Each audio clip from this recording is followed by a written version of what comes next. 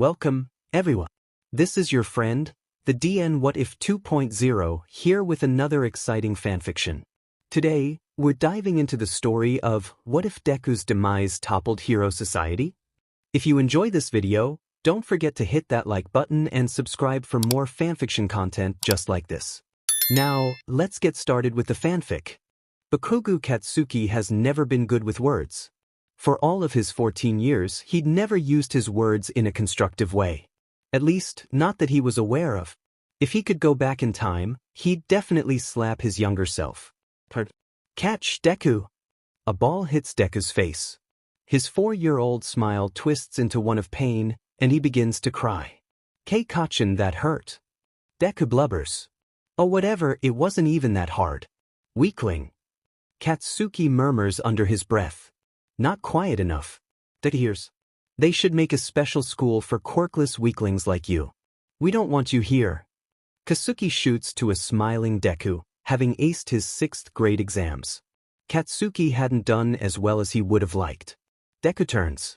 Kachin, why do you say that dash? Because you're stupid and shitty, and I don't want that rubbing off on me. I'm not dash, Deku shrunk inward, eyes filling up with tears. I did very well on this test, so dash. A monkey could pass the exams, idiot. You're not special, the day. Don't get a big head, nerd. He shoved him roughly out of the way as he left. Oi, Deku. Bakugo roughly catches Deku's shoulder, and his friends creep up behind him. Deku squeaks. Who let this freak out of his cage? Bakugo snarks. His friends chuckle. Kei-Kachin dash. Get back in your kennel, Deku. Bakugo grabs Deku's collar and drags the terrified boy down the hall to one of the storage closets. Kachin, don't dash. Bakugo roughly shoves him in and locks it. His friends are now positively howling with derisive laughter. Shut up, you extras. Bakugo storms off, but not before saying over his shoulder to Deku, get back to the freak show where you belong. It all fell apart in 8th grade. Those acid words which he carelessly flung over his shoulder like breadcrumbs came back to bite him. Forget bite, rip his FING arm off. And it was all because of one boy. It was always FING Deku. Bakugo back then had 2 moods, angry and angrier. Any other was because of the green-haired nerd. The person that he loved to push away for no reason at all, other than he found him annoying. And he said things he regretted. And on that particular day came the biggest regret of all. Why don't you take a swan dive off the roof and pray you'll be born with a quirk in your next life? Deku turns, eyes full to brimming with unshed tears and pain. Those eyes bear right into Bakugo's, saying the words that Deku would never say. I hate you. But Bakugo has fire and smoke, and whenever he feels anything, he uses it to squash it down because emotions aren't who you are, and throws it around to everyone. Deku backs away, and Bakugo laughs, mirthlessly, thinking that, wow, at least I've got a better handle on my emotions than that shithead. He really doesn't. If anything, Deku's better than him at that too. And then he's outside. His extra friends have all left, and he's sitting in front of the school, doing his homework, thinking about everything he did today. Can't you just talk to him like a normal human being? Bakugo rubs his forehead, the oncoming tension of a stress headache pounding through his veins. God, his brain was right. Why couldn't he? Because you can't deal with emotion.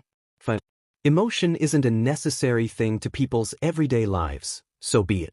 He can live without feeling anything except anger. He doesn't need it. Mistake. Mistake. Why don't you take a swan dive off the roof and pray you'll be born with a quirk in your next life? Huge, enormous mistake. There's a boy up on the roof. I think he's gonna jump. Bakugo starts. Someone is yelling on the other side of the yard. Bakugo shoots up to see a familiar figure standing on the railing. A placid smile decorates his face, and tears are dripping from his distorted expression, with his arms outstretched, already tilting to let gravity do the rest. And Bakugo runs to catch him. And all he gets is empty air. As Izuku hits the ground. Sickening. Someone call a paramedic, right F now? Bakugo remembers screaming. It's him. The teacher is calling a paramedic.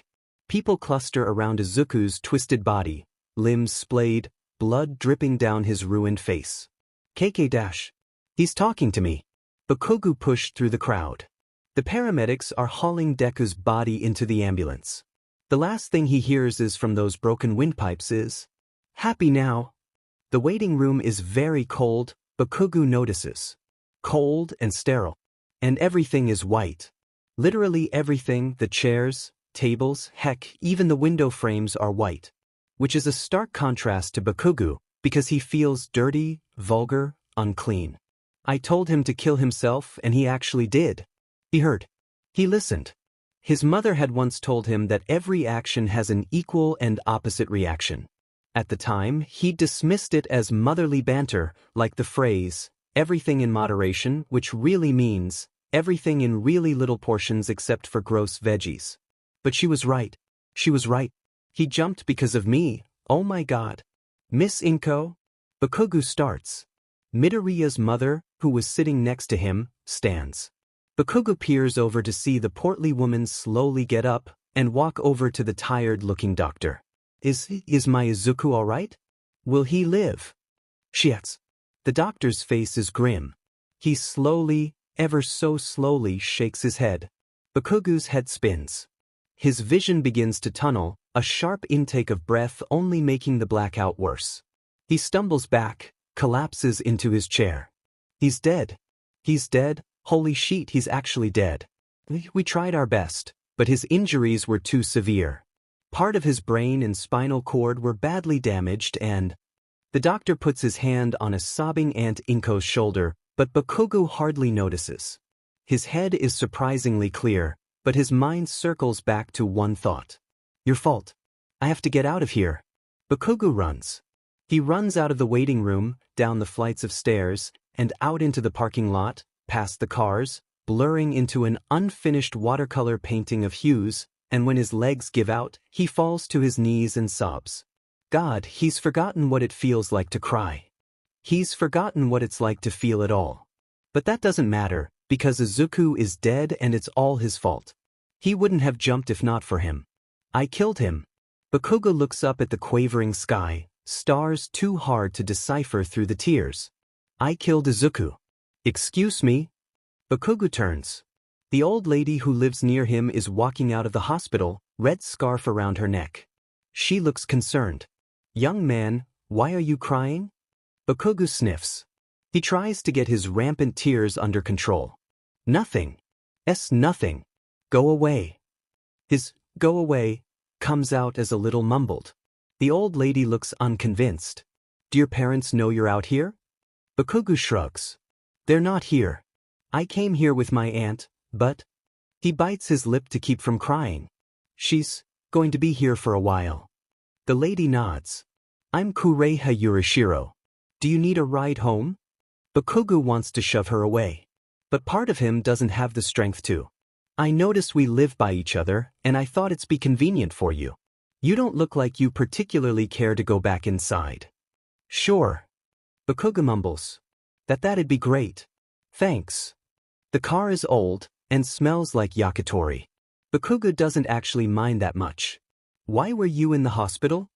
Bakugo asks quietly. My husband's had a slide and I came to check in on him. He's doing alright. You. She turns, a bluish-purple eye piercing into him. There's a flash of green.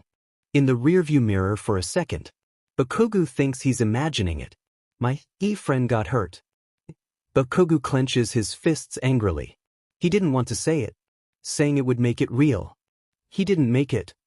A single tear traitorously slips down his face. Oh. Kureha turns to look at the road again. I'm sorry. It's okay. They don't say anything for the remainder of the ride.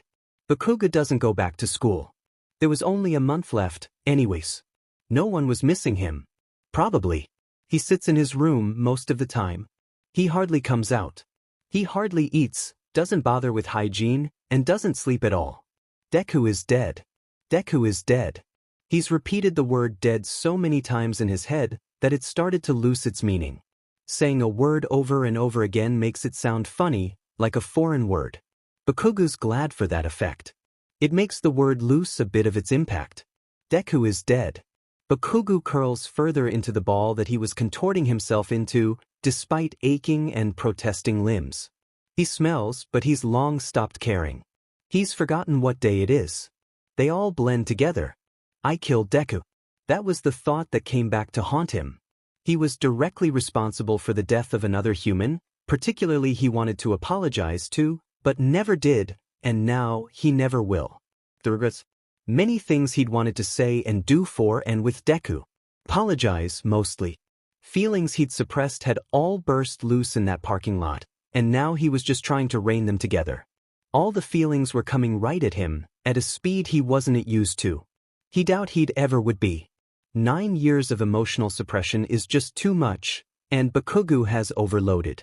Part of Bakugo wishes he would just die in his sleep. He'd deserve it. But while most of his brain was saying no, don't die, a dark, recessed part of his brain was saying that death was too mercifully quick. I killed Deku. I am responsible for another person's death. Katsuki?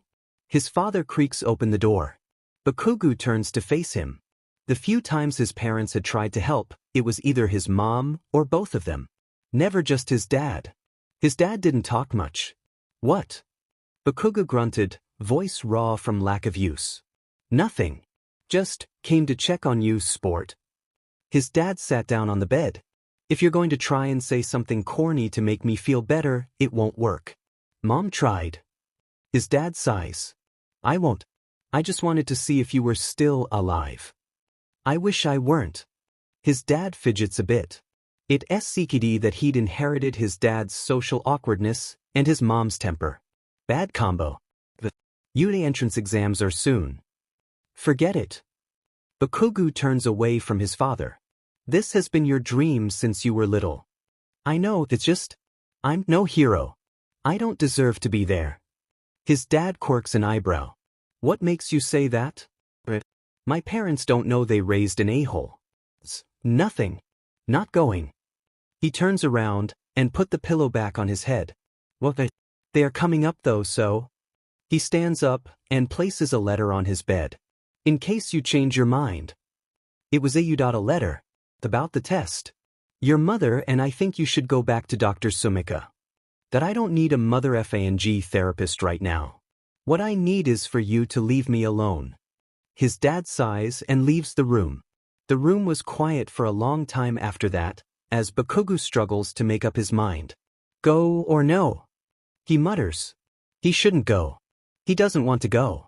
But a little voice in the back of his head won't leave him alone. To hell with it. He yanks open the door and shouts to the whole house. All right, I'll go. You motherfuckers happy? His dad smiles slightly. That's my boy. He says softly, smile widening. Oh, and take a shower, his mom interjects. 'Cause you effing your rank. Bakugo feels as if he should be nervous. He isn't. Not really, at least. He's grown a little numb to outside things. It's as if he's retreated inside himself. It's February. He's been a vegetable for a while now. After a few visits to Dr. Sumika, some time to cope, and his parents trying their best to help, he's starting to function again. The storm inside his head hasn't lessened, but he's learned his way through it. He can navigate.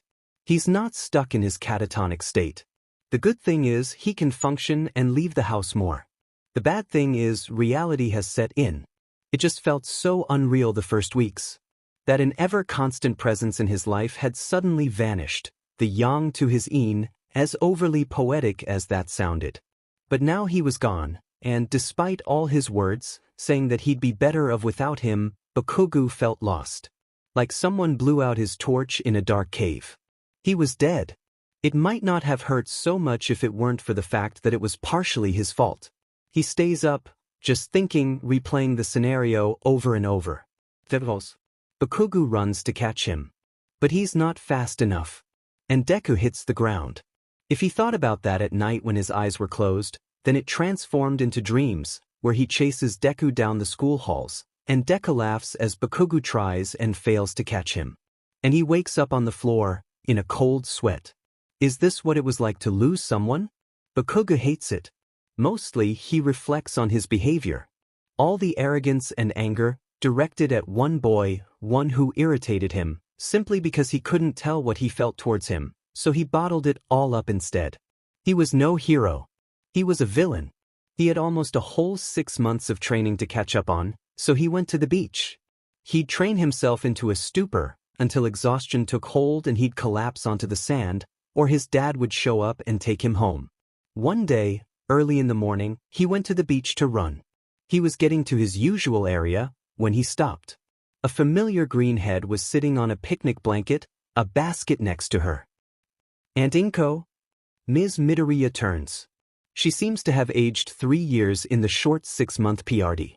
Bakugo hasn't seen her since the day in the hospital. "Katsuki?" She sounds just as confused as he was. "What are you doing here so early?" he asked. "Oh well, I was feeling down and I thought I'd have a picnic here. It was..." She trails off, her green eyes looking suspiciously watery. It was Izuku's favorite spot. Bakugo doesn't really know how to respond to that. Finally, he sits down next to her. "You mind?" "Is." She shakes her head. She offers him a bento. He takes it. "That I'm sorry." And Inko says, "Why?" Bakugo asks, confused. If anything, he should be the one apologizing to her. "I heard you haven't been in school for a while, not since, you know. And I should have been there. You are a son to me just as much as Izuku was. Even if you don't always appreciate it." Katsuki stares at Aunt Inko's watery eyes, something deep and primal resting deep within them. He stares until his resolve breaks, and he wraps his arms around himself in shame. "It's not why. I thank you," he finally mutters. Thanking someone is still a foreign concept to him, and the words taste weird on his tongue. Or maybe it's because he knows he doesn't deserve the thanks. They continue eating in silence, staring out onto the sunrise, seagulls circling their picnic blanket, the last filters of night seeping away into the rose-gold daylight. There were a lot of things I wanted to say to Izuku before he died. Bakugo admits. "Like what?" Aunt Inko asks. Bakugo hesitates, unsure of how much he should say. This is Izuku's mother after all, and he doesn't want to shatter the tentative peace between them. "Your haircut is silly," he mummers. Aunt Inko breaks out into a laugh, though it sounds a little watery. "And I could see your answers during the big final test and I copied off of it, and I never apologized. And that you have a really nice singing voice, so stop bashing yourself. And I actually don't mind when you call me Kachin." And dash. Bakugo stops talking to compose himself. He knows if he says anything else, he will break down completely. But he at least wants to get these words out, even if they make no sense to anyone who isn't him. "I'm sorry." He chokes out, tasting defeat, guilt, and shame, emotions he's become all too familiar with. "Katsuki, what do you have to be sorry for?" And Inko asks, confused. Bakugo doesn't answer. He doesn't want to. They finish their breakfast in silence. Finally, Bakugo stood up. "I should probably get home. My parents are probably wondering what's taking me so long." Aunt Inko nods. Then, surprisingly, she hugs him. "Please, if you ever need to talk, call me." She parts the hug and leaves, and Bakugo is left there, frozen. He starts to laugh, which is a rather watery laugh, and he knows if he keeps this up, he'll start crying again. Aunt Inko hasn't hugged him since he was 6, and it's a rather nostalgic feeling. And then it's the day of the entrance exam. Bakugo forces himself to get up early, and it's not something his body is used to. His limbs feel like lead. He doesn't eat much breakfast. Instead, he tries to push down the lingering nausea in his stomach and convince himself that he will be fine, that he doesn't have anything to worry about. The car ride is pretty quiet. His mother looks tense when she drops him off and doesn't say much, but turns to face him when they arrive. "Do your best, Katsuki. And even if you don't get in, I want you to know that we're proud of you." Bakugo nods and risks a smile.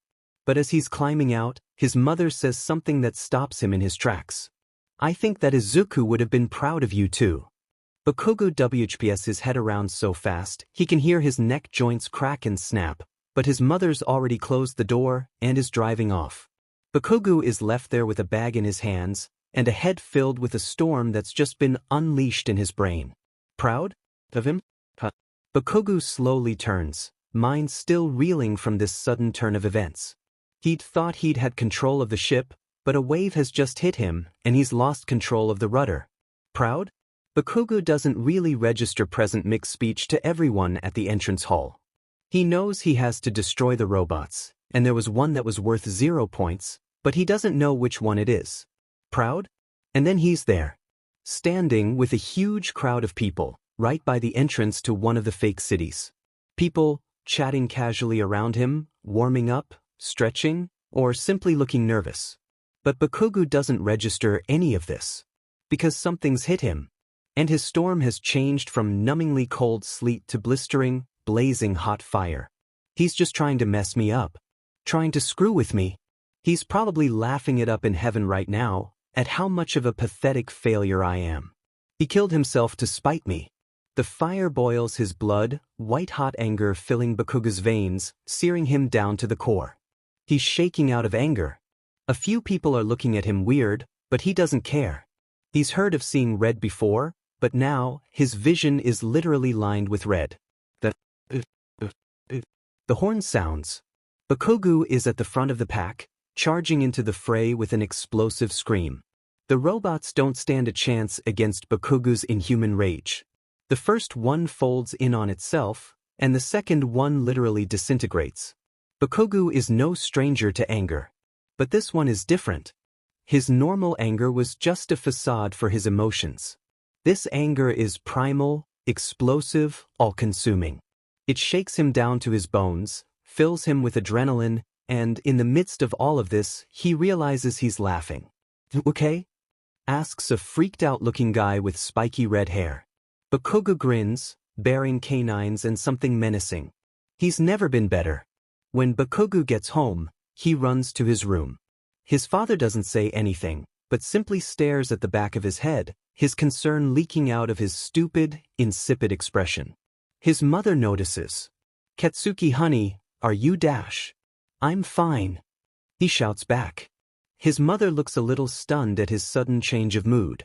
He had flipped from withdrawn, back to his explosive self. If anything, maybe she's a bit relieved. Bakugo doesn't know, nor does he care. The minute he gets to his room, Bakugo punches the wall as hard as possible, leaving a fist-sized dent in his wall.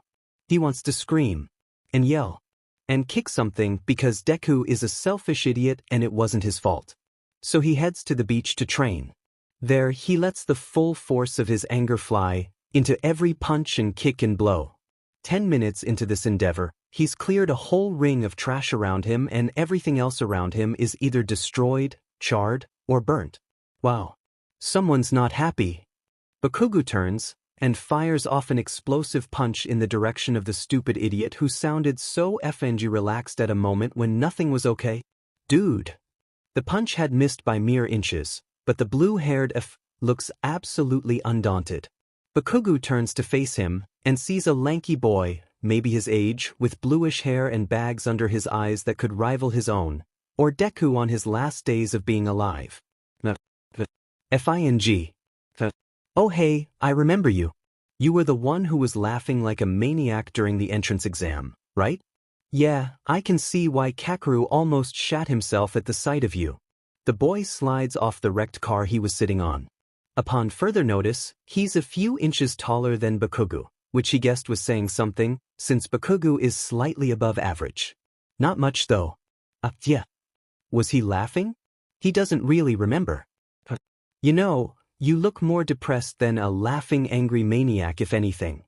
The boy remarks, a sly grin sliding onto his face. Finally, a fellow comrade. Bakugo blinks. He's never met anyone with such a black sense of humor. "Who the f do you think you are, baggy eyes?" Bakugo growls, but it lacks any real menace. Baggy eyes? Like you're one to talk. Bakugo can't really argue with that. His eyes have huge dark circles under them from his many sleepless nights.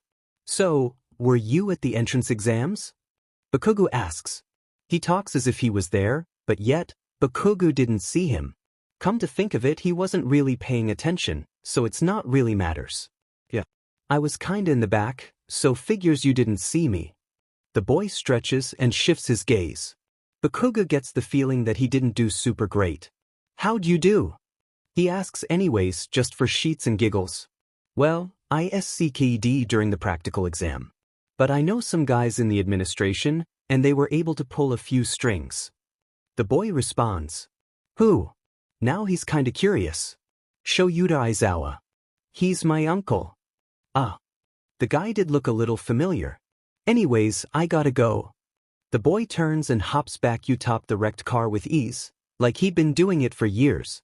Oh, what's your name? Bakugo yells after him.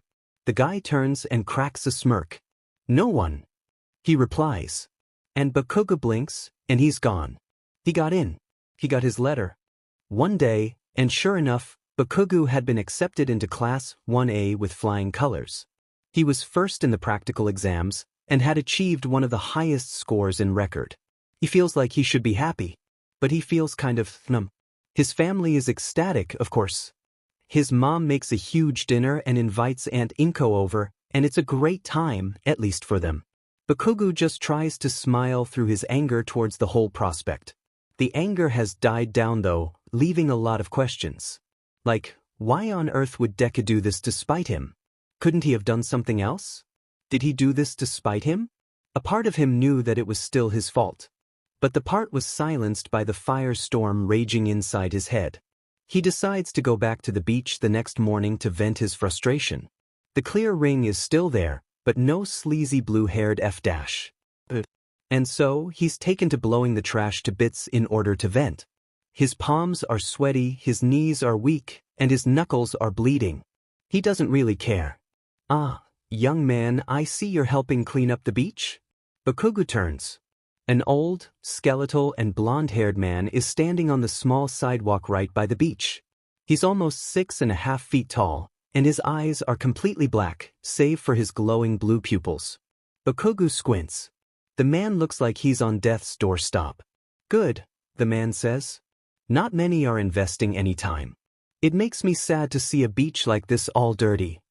His black eyes flit to the car back over to Bakugo. Why the F are you out here at 5 a.m.? Bakugo states simply. Why are you? The man shoots back. I like punching things and I don't like people.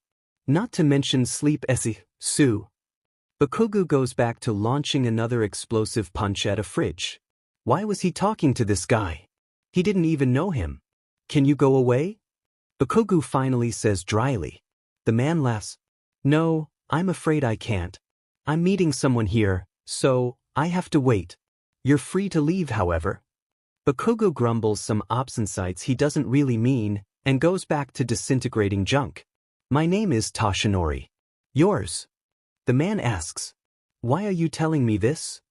Bakugo finally turns around and makes direct eye contact with the guy for the first time. You look like you're on death's doorstep. If you're looking for some sad kid to spend your last days with, then I'm not the right guy. Find someone who actually knows what the F to do with himself.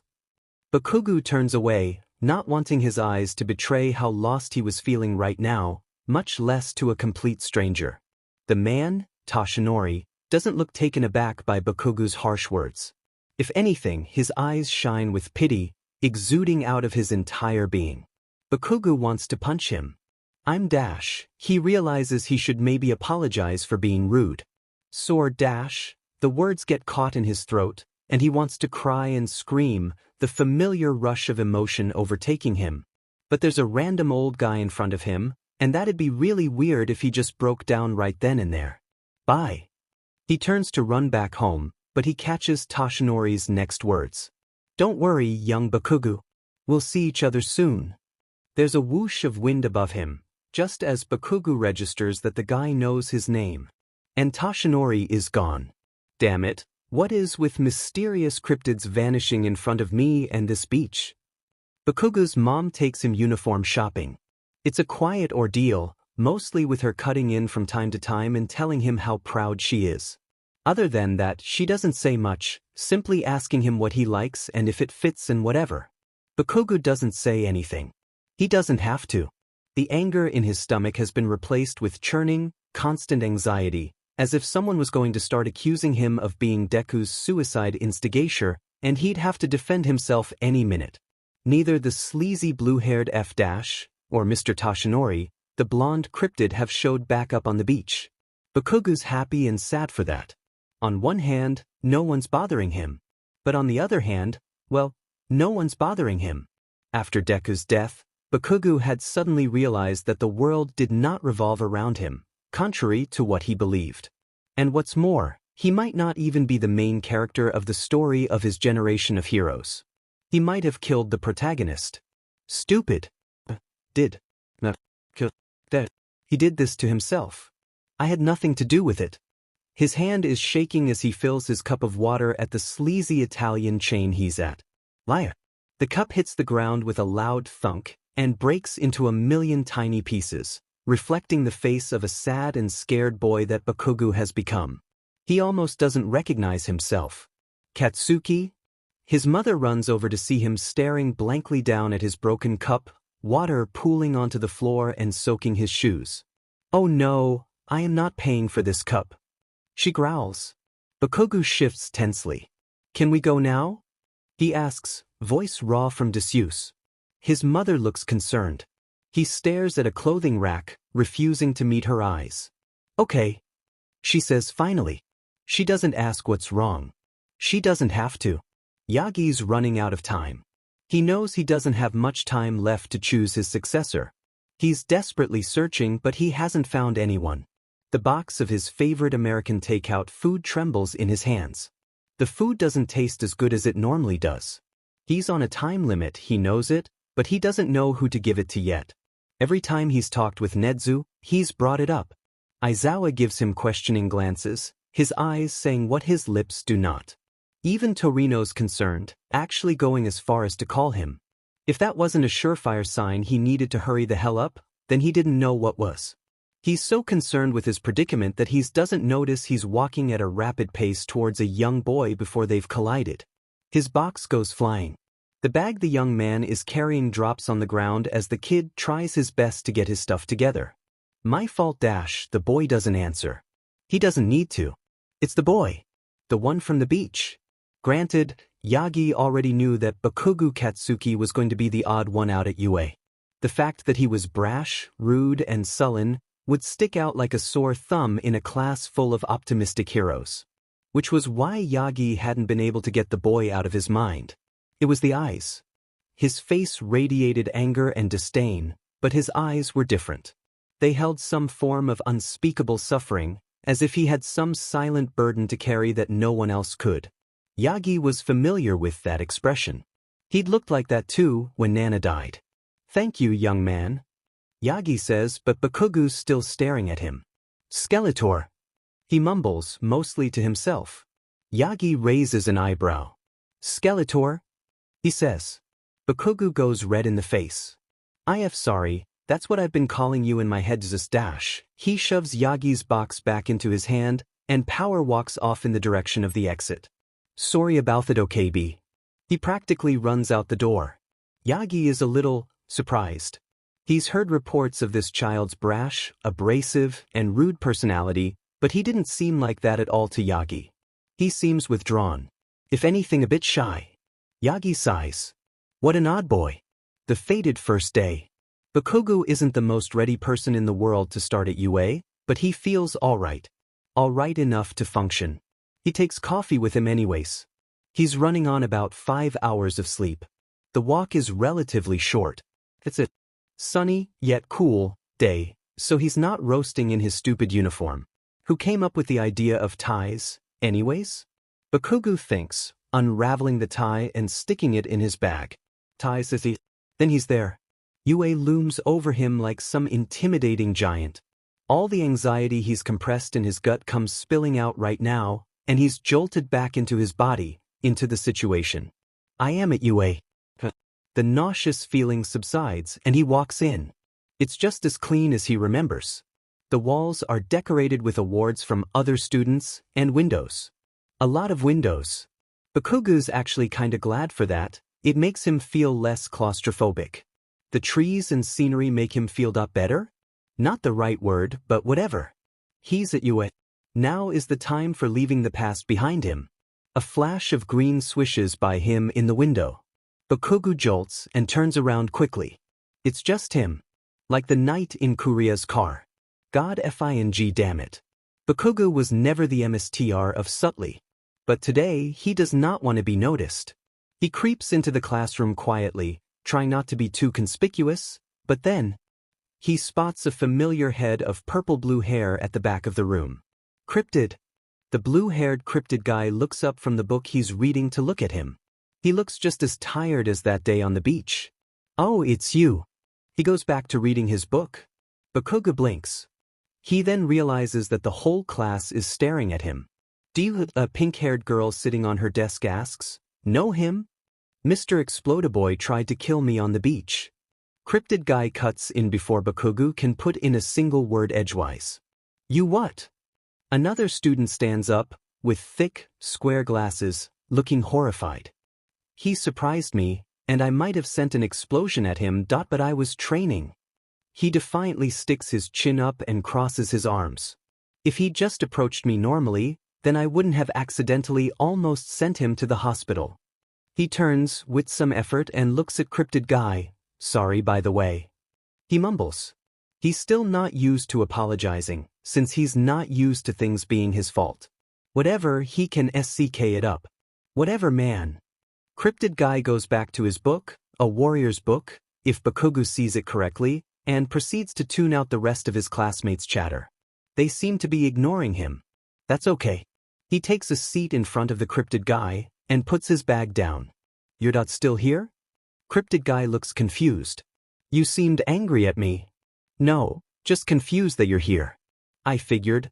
Bakugo cuts off a rude retort that he shouldn't say, that's second nature to him. That I wouldn't get in. Bakugo looks back up and nods. Yeah. You seemed like the exams really F'd you up or something. They did. He tucks a loose curl. He looked as if he was going to ignore everything related to the exams that Bakugo threw at him, so he changes the subject. How'd you disappear on the beach that day? The Cryptid Guy looks at him funny. My quirk. He mumbles. Bakugo thought he might be quirkless, but he didn't want to ask. It felt weird. What's your quirk? Bakugo asks quietly. Mind control. He mumbles, like he's afraid to answer. Oh, neat. Bakugo looks at the clock, and back at Cryptid Guy. I'm Bakugo Katsuki. I knew that. Cryptid Guy replies. He sounds almost surprised. About what? Shinso Hitoshi. He mutters and sticks out his hands. His nails are chewed down to stubs. Bakugo shakes it. Hey! Everyone turns towards the speaker of the words. The voice is low and gruff, like he hadn't slept in a week. Slowly, everyone's gazes trail down to see a 20-something-year-old man, laying in a sleeping bag. Drinking a Capri Sun. What in the fresh TDY? Bakugo mumbles to himself. He's wondering how the hell this hobo got into the school in the first place, when his brain starts to pick up on some things. He looks suspiciously like Shinso. They have the same nose, same tired eyes, same greasy hair. That wouldn't happen to be Dash, Bakugo hisses to Shinso, who holds up a hand to stop him from stating the obvious. Yeah. Shinso's gaze is trained to the floor. That's my Uncle Aizawa.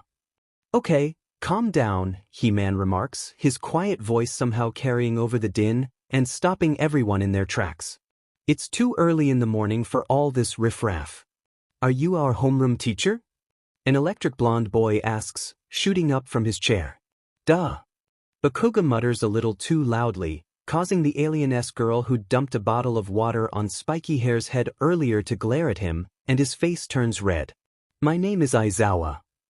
Aizawa pulls himself out of his sleeping bag, to reveal that he's actually rather short, and is wearing a scarf that appears to be made out of ace bandages?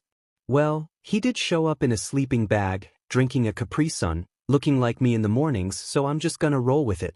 Once you're all done with, he gestures to the mess that the class has already made in the short 10 minutes they'd been there, with an annoyed crinkle in his brow. Whatever this is supposed to be, change into your gym uniforms, and come down to the testing field. But sir, the square guy with the glasses shoots up out of his seat so fast that a small great midget falls over. Aren't we supposed to be at orientation by 9? The whole class glared daggers at Square Man. No one wants to go to the orientation, not really. Bakugo agrees. Orientations are boring as hell, and he'd also rather not have his but go numb from sitting there for 3 whole effing hours. At this school, teachers teach however they want to. And in my case, I think the orientation is a waste of time. The class heaved a sigh of relief before one of the girls, was that a floating skirt? Exclaims, I know, right? The class starts chatting to each other at random about how they're glad they don't have to go to the orientation, about how Aizawa is a cool teacher, that maybe this year won't be as grueling as everyone thinks. Wait for it. Shinso mumbles to Bakugo through gritted teeth. What do you mean? Bakugo hisses back. He's never this lenient, there's a catch somewhere. Do you think this is all fun and games? Aizawa growls, and the class goes dead silent. You think I'm letting you out of orientation and letting you use your quirks because I'm nice? No one made a sound. You could hear a pin drop. Okay, Aizawa sighs, how about this? Whoever places last in the quirk apprehension test will be expelled. Absolute silence. There it is. Shinso mumbles, mostly to himself. But Aizawa-sensei. Someone exclaims. It's one of the girls with the earphone jacks coming out of her ears. That's hardly fair, is it dash? You expect villains to be fair? Aizawa retorts. You think that the villains won't attack where you least expect it, won't target your weak points and fears to exploit you, because that's not fair? You think they'll just give you a designated time where they'll show up? Aizawa turns, brown eyes glinting red. Guess what? He says, deadly quiet. They won't. With that, he turns and heads off towards the fields. The rest of the class stands behind the door, shocked, except for Shinso, who casually slogs over to the door. Guess we'd better go change then. He says, a smug smile on his face. The test is a little underwhelming. Bakugo tries his hardest, but he's not really feeling the fire like he was on the entrance exam. It's kind of fizzled out at this point. All that's left is the churning anxiety. He scores lower than he should. The others notice, with the red-haired one from the exam giving him some odd looks during the test. His scores are in the middle-ish range. At the end, he's probably scored in 10th place or something. But there's still the ball throw. Bakugo steps up to the plate. He's not sure how he can beat the round-faced girl, who launched the ball into the sun, a feat Bakugo will probably never understand. But in any case, he takes a deep breath, leans back, and hurls. Over here. Katsuki throws the tennis ball in the direction of his green-haired friend. The ball soars and Izuku runs, trying to grab it. He does, but his foot catches on a rock and he falls. Katsuki laughs at him, as Izuku climbs back up, brushing dirt off of his preschool jumper. That's not funny, Kaken. Izuku exclaims. Katsuki continues laughing, and it's infectious. Soon, the two of them are sitting together and laughing. Finally, they get back up. You want to keep playing? Izuku asks. Nah, I'm done with catch for today. Let's go down to the creek. Sure. The duo runs off in the direction of the creek, leaving the tennis ball behind. They never found it again. 412 meters. The device measuring the exclaims. The class gasps at Bakugo's impressive display of power. But Bakugo doesn't hear any of that. All he can hear is the ringing in his ears. Bakugo, Bakugo.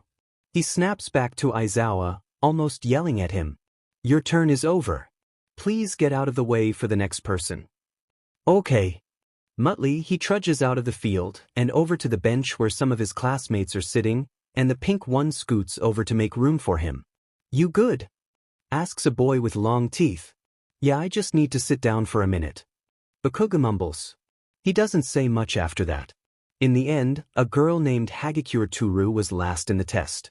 Aizawa, true to his word, expels her. That's gotta be really disappointing. Shinso points out, as he and Bakugo watch a dejected Hagakure leave the room with her stuff. After all she must have done to get into the school, only to be expelled. I bet her parents are gonna be sad at the school. Bakugo replies. He feels that kinda bad for her. What if it had been him? Whatever. He doesn't even know her, so it's not like he cares much anyways. You wanna walk down with me to the bus stop? Shinso asks almost shyly. What? No one's ever asked Bakugo if they wanted to walk to a bus stop. Well, except for. Sure. He replies. So the duo walks down to the stop. Bakugo has the nerve to ask what the book Shinsu's reading is about, and is treated to a 10-minute ramble Bakugo kinda follows. But not really. See you tomorrow, Explodo boy. Shirnu says as he climbs onto the bus. Bye. The bus pulls away in a cloud of smoke, and Bakugo watches it all the way down the street. How was your first day? His mom asks when Bakugo gets home. He thinks about his classmates. Shinso the cryptid ranting about warrior cats. Their teacher rolling up in a sleeping bag, drinking a Capri Sun. Hagakure's expulsion. Kind of underwhelming, actually. Bakugo replies. His mom laughs. I'd like to hear this. Bakugo hesitantly obliges. Bakugo hopes and prays that the next day will be significantly less stressful. With the pressure of being expelled, and the fact that Aizawa is a total douchebag, not that he's ever say that to him, the guy is terrifying as ball, and the load of homework they somehow managed to get assigned on the first day? Bakugo kind of wishes he had stayed at his old high school. Being a hero is cool and all, but is it really worth that much homework? Yes, a small part of his brain replies, yes it is, and you deserve all this work you need to atone. Atonement is probably what's keeping Bakugo from curling up into a ball and simply staying put when his mom comes to wake him up. He pulls himself out of bed with great effort and starts his morning routine. On the way to school, Bakugo stops by the park. He had made sure to leave early, since he didn't want to be late, but it was for a different reason. The old hideout that he and his friends had made back in grade school was still there. The sticks that held up the roof made out of leaves was still intact. The dusty cooler that had been abandoned on Dabo Beach sat unused in the corner, and out of the corner of Bakugo's eye he can see a small plastic bag tucker carefully into a corner behind the old willow tree the fort was set up in. Bakugo pulls it out. It was a small deck of collectible hero trading cards. There are only about 7 in there, but they all seem to be pretty rare ones. Midoriya's small deck. The deck of hero cards that he wanted to start collecting. The ones that came from the Pocky boxes. Bakugo remembers why they're here. Deku had left them there and came back to get them, but that was the day Deku was kicked out of the fort. There was a scuffle that ended in Bakugo hitting Deku with an explosive punch. He remembers the small scar it left on his lip that stretched out when he smiled. He never did apologize for that. Slowly, Bakugo puts the bag of cards in his school bag, not entirely sure why he's doing it. He turns to leave, but as he's doing so, the urge to take more stuff comes over him. Tsubasa's forgotten cap, the club rules sheet, a small and beat-up All Might action figure.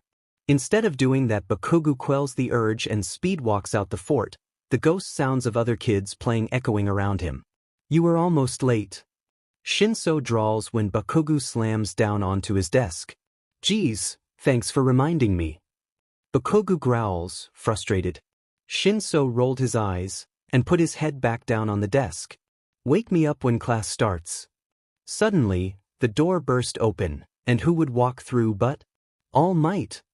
The entire class exclaims at once. I am here. Walking through the door like a normal person.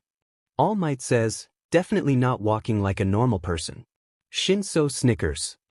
He looks like he has a cramp. He mumbles, and it takes all of Bakugo's self-control not to burst into laughter. No then, today we are doing a training exercise. He says, and the entire class cheers, except for Shinosu, who mumbles ori, and goes back to drooling on his desk. Now then, the support department finished on your prototype costumes, so, if you don't mind, go change into those. The entire class rushes out of the room, eager to change, leaving a few of the slower or more tired, in Shinsu's case classmates behind. The bird dude sniffs and heads for the door. The path to heroism is paved with beaten foes, some of which are friends. He says, to absolutely no one. Another guy, who looks really weird with rocky skin and big eyes, shrinks in his seat. Yes, you come one. The boy slinks towards the door, looking petrified. The Birdman, who seemed to be waiting for him, places a hand protective on his head. Fear not, he starts, for the quiet ones are always underestimated. Which leaves Shinso, who is bobbing sleepily towards the door, and Bakugo. Bakugo looks as All Might, who is heading after the others. Have I, Bakugo starts, feeling unsure of himself, met you somewhere? All Might turns, a look of surprise flitting across his face. No, I don't think so. Unless it was on TV. He says assuredly. Yeah, but Bakugo trails off. He can't exactly place the familiar feeling, but he feels like he's met All Might before. He's sure of it. Never mind. Bakugo shuffles out the door, but stops when All Might places a huge hand on his shoulder. Young Bakugo, this isn't a death match. Stop looking so gloomy. You're here to learn, right? Typical teacher behavior. I guess. Bakugo grumbles, a sinking feeling in his stomach that this was going to go horribly wrong.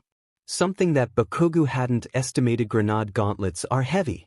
His arms strain with the weight of the cumbersome gauntlets as he walks out of the changing rooms onto the training ground. He takes note of everyone else's costumes, some ranging from cool earjack lady looked badass as hell to stupid okay great boy, why would you put a diaper on your costume? To anything in between. Ponytail please, no one wants to see your melons, stop showing off so much skin. You all look great. All Might exclaims when he sees them. Bakugo is about 99% sure he's just saying that because he has two, because every time he looks at Great Boy, it looks as if he's suppressing a smirk. Nice outfit. Bakugo turns to see the ever-present Shinso dressed in what simply looks like a hoodie and sweatpants with knee and arm guards, an ace bandage scarf along with some kind of mouth guard. Bakugo isn't really sure what it is, smirking at the other classmates. Does Kirishima really need to show off that much? Not all of us can have rippling pectorals, you know. Shinso mumbles. Bakugo looks for where his gaze is pointed at, and sees the red spiky guy, wearing what looks like just breathes. Shinso was right, he is buff as hell and who was evidently chatting with Pikachu and Alien Girl. So like are we going to get expelled like Toru if we fail? Says Frog, speaking what was on everyone's mind. No you won't. All Might replies, to a massive sigh of relief. I know that Aizawa can be a little stressful. We're speaking to him about that. Now then, All Might addresses the class in his booming, business-like tone, and everyone stands up a bit straighter. Here are your teams. The board above them flashes with their names, next to someone else's. Bakugo is paired up with someone named Ida Tenya. Why does that sound so familiar? Hello. A guy in full-body knight armor strolls up to him. Bakugo takes note of the engines sprouting out of his legs, and his mind instantly makes the connection. Oh, are you related to Ingenium? Ida sighs, like he's used to the question. Yes, he is my older brother. I'm Ida Tenya, though I suppose you already knew that. He sticks out his hand and Bakugo shakes it reluctantly. Bakugo Katsuki. Hi. Then, All Might pulls out a ballot box. Now, we'll draw to see what teams will go up against each other. He exclaims. Bakugo holds his breath in anticipation. Team A against Team D. Lucky me. I get to go first. Apparently on the other team is Uraraka Achoko, the girl who flung the ball into the sun, and Kuji Kuda, Bird Dude's friend who doesn't say much. They don't look like too much of a threat, so Bakugo thinks it'll be a breeze.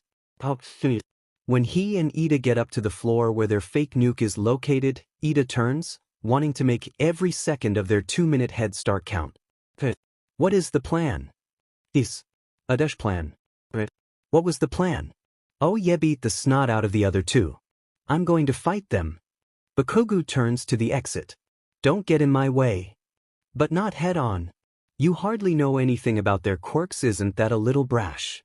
Yeah, Bakugo starts, turning back to face Ida's metal mask, but brash is kinda my thing. Stay here and guard the bomb. It takes only 5 minutes for Bakugo to find Kuda. He's sitting in a hallway, a small bird perched on his shoulder.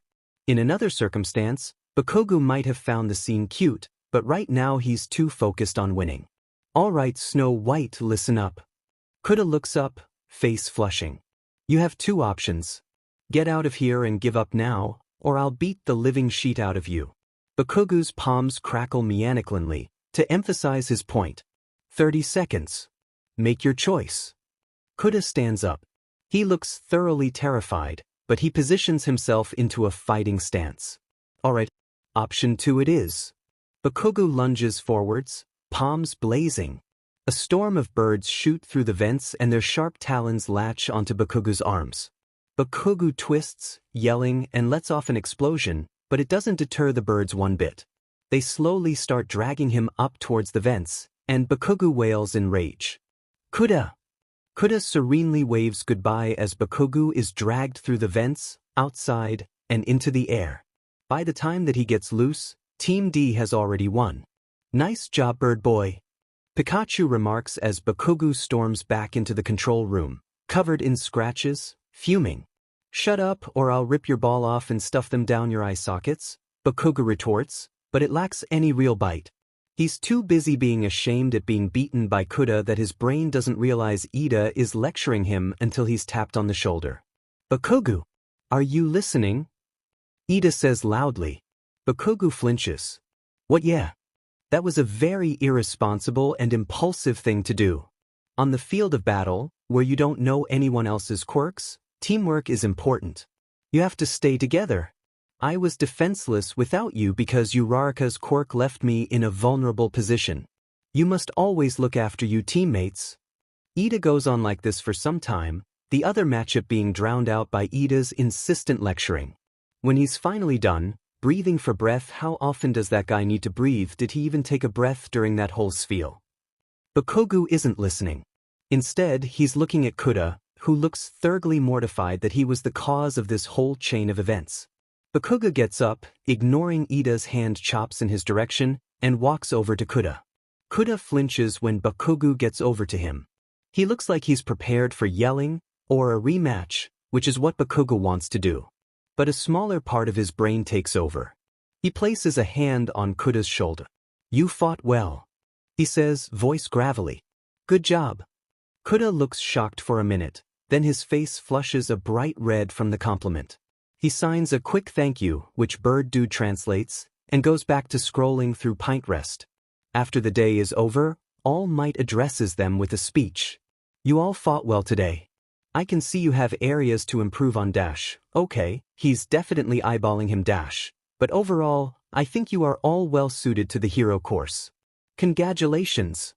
Shinso, Bakugo, and Kuda all end up walking to the bus together. Bird Dude, whose name is Tokoyami, would have joined them, but he had to stay after school for some extracurriculars. Kuda doesn't say much, and neither does Bakugo, so Shinso ends up doing most of the talking, mostly ranting about photography and how cool Kuda's quirk is. You would, like, sneak a horde of bugs into your enemy's house or something Dash. He stops at the horrified look on Kuda's face. What's wrong?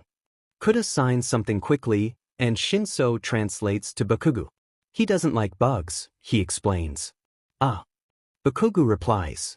I can't blame you. Bugs are creepy little fuckers. That gets a smile out of Kuda, and Bakugo feels a flush of happiness in his chest. Shinso gets on the bus and Kuda walks home in another direction. It's just Bakugo again. He stops by the fort one more time. He's not quite sure what he wants to do there, but he just wants to see it one more time. He thinks of Midoriya. How happy he'd be to see him actually getting along with others. Sorry. Bakugo mumbles to the silence of the fort, his voice wobbly. So sorry. Bakugo is a grade A idiot. It's a fact he already knew with being dragged out of an exercise by birds, or getting the sheet beaten out of him by Shinso, but this is his second biggest fail. Why are you getting up so early?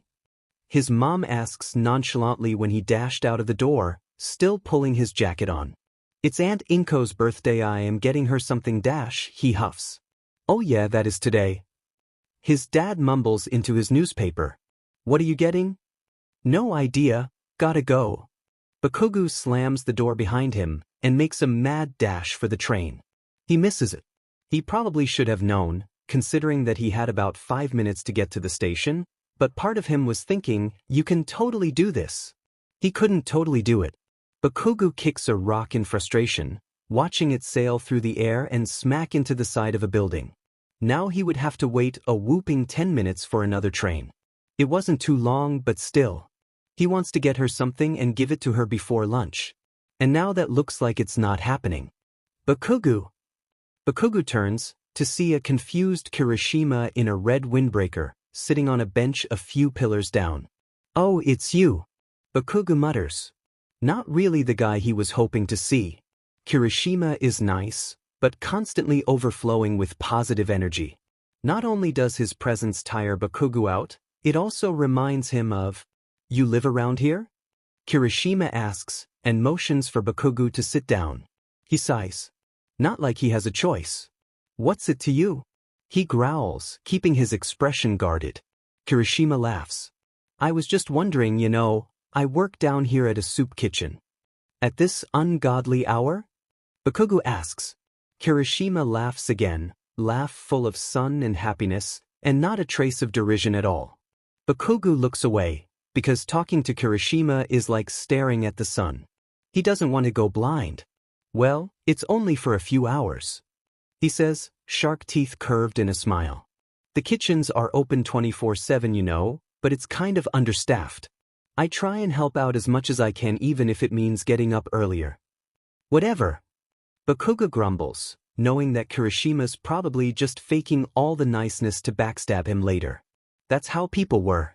"Hey, Ivy, got a quicker way to get back to my place, and it looks like you're heading in that direction too," he says, face brightening up like a light bulb just went off in his brain.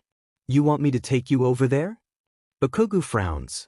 He doesn't want to run off with this weirdo, but if it means getting to where he needs to go quicker.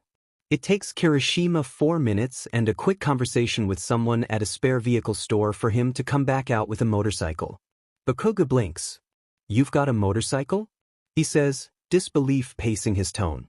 Motorcycles were for badasses. Kirishima seemed too nice to be badass. "No, it's to rookies. But he lets me borrow it from time to time. He works at the soup kitchen too, and we're good friends." Bakugu nods, not really listening. Kirishima hands him a helmet, and Bakugu straps it on. "Hey Spiky, don't you need one?" he asks, as they board the motorcycle. Bakugu's arms circles tightly under Kirishima's armpits. "Nah, I'm fine. I can just use my quirk." And with no warning at all, Kirishima shoots off into the highway, Bakugu yelling bloody murder behind him. It's really nice, actually, the harsh wind whipping away any thought that Bakugu has. The houses blur into a watercolor picture of gray and orange, and the car lights highlight the entire scene. Bakugu almost felt at ease when something strikes him. "Kirishima." Bakugu hells. The redhead turns his head, spikes smacking into Bakugu's face. "Yeah." He yells back. "Do you have a license?" "What?" "Do you have license for the motorcycle? Don't concern yourself with such small details." Ignoring Bakugu's terrified splutters, Kirishima speeds up and rockets down the highway. "Let me get this straight, Dash," Bakugu breathes out, once they had parked at a small shopping mall. "You don't have a license." What the cops don't know won't kill them." Kirishima shrugs, in a very un-Kirishima-like way. It seems like Bakugu has completely misread the guy. "Sue, I assume you're going here?" Kirishima says, pointing to the mall. Bakugu nods curtly. "Thanks for the ride, Spiky." He strides off towards the entrance, but is stopped by a hand grabbing his arm. "I need to do some shopping too. Wanna go together?" Bakugu snorts, rolling his eyes. "No thanks," he says. "I prefer to shop on my own." "Come on, how are you going to get back home?" "And I'm lonely," he whines, flopping over on the motorcycle seat. "Pleasey." "Fine, whatever." Bakuga grumbles, but is kind of appreciative when Kirishima jumps up like an excited dog, almost like he's glad to be with him or something. Which is stupid. They hardly even know each other. "Who are you shopping for?" Kirishima asks, once they buy a coffee from a small shop in the back. "My aunt." Bakuga mumbles, a little embarrassed. It's kind of a childish reason, and the way he says it sounds stupid. "That's so sweet," Kirishima exclaims, earning another big eye roll from Bakugu. "What's she like?" "Nice," he replies tersely, and doesn't elaborate on it. They pass a few more stores, when Kirishima points to a small store in the corner, tucked between a UNQL and a GameStop. "Look." Bakugu squints at the window, and sees an expensive-looking embroidery kit in the window of a shop titled Strings and Things. That? Bakugu has no idea if Inko likes sewing or not. He doesn't want to risk it, but he also doesn't want to discredit Kirishima's observation. That looks a little too expensive. Bakugu mutters. Kirishima shrugs. I can pay for it, he says, and Bakugu's head shoots up. Really? Truth is, expensives were kind of a big problem. He didn't have much money on him to begin with. Yeah. It's not a big deal. It is, actually, but Bakugu doesn't want to be weird about it, so he tries to play it off as nonchalantly as possible. Thanks, I guess. He mumbles. Kirishima sees right through him and laughs. No problem. It's what friends do, right? Friends? Since when were he and Spiky friends? I mean dash, Kirishima stammers, looking a little embarrassed. If you want. No, Bakugu says before he can think about it, that's fine. I was just in disbelief that you'd want to be friends with a walking dumpster fire such as myself? Surprised, I guess. Oh. Kirishima's eyes flit back up to Bakugu's face, a happy expression spreading onto his face. Cool sauce. We're not gonna be friends if you say dumb shit like, cool sauce, though, got it? Kirishima laughs. Got it, he says, flashing the thumbs up. Katsuki, how did you know I did embroidery? Inko exclaims, flustered. Lucky guess, I suppose. He mumbles, embarrassed, looking down at the linoleum carpet. Being in Inko's house felt weird. Like he was disturbing a sacred temple or something. This looks expensive, you really didn't have to get this. She says, looking at the fine metal needles. Bakugu fumbles with his hands. A friend actually paid for it. He mutters. Inko looks up. You have a friend? Bakugu looks back flabbergasted. Inko flushes, realizing what she just said was a little rude.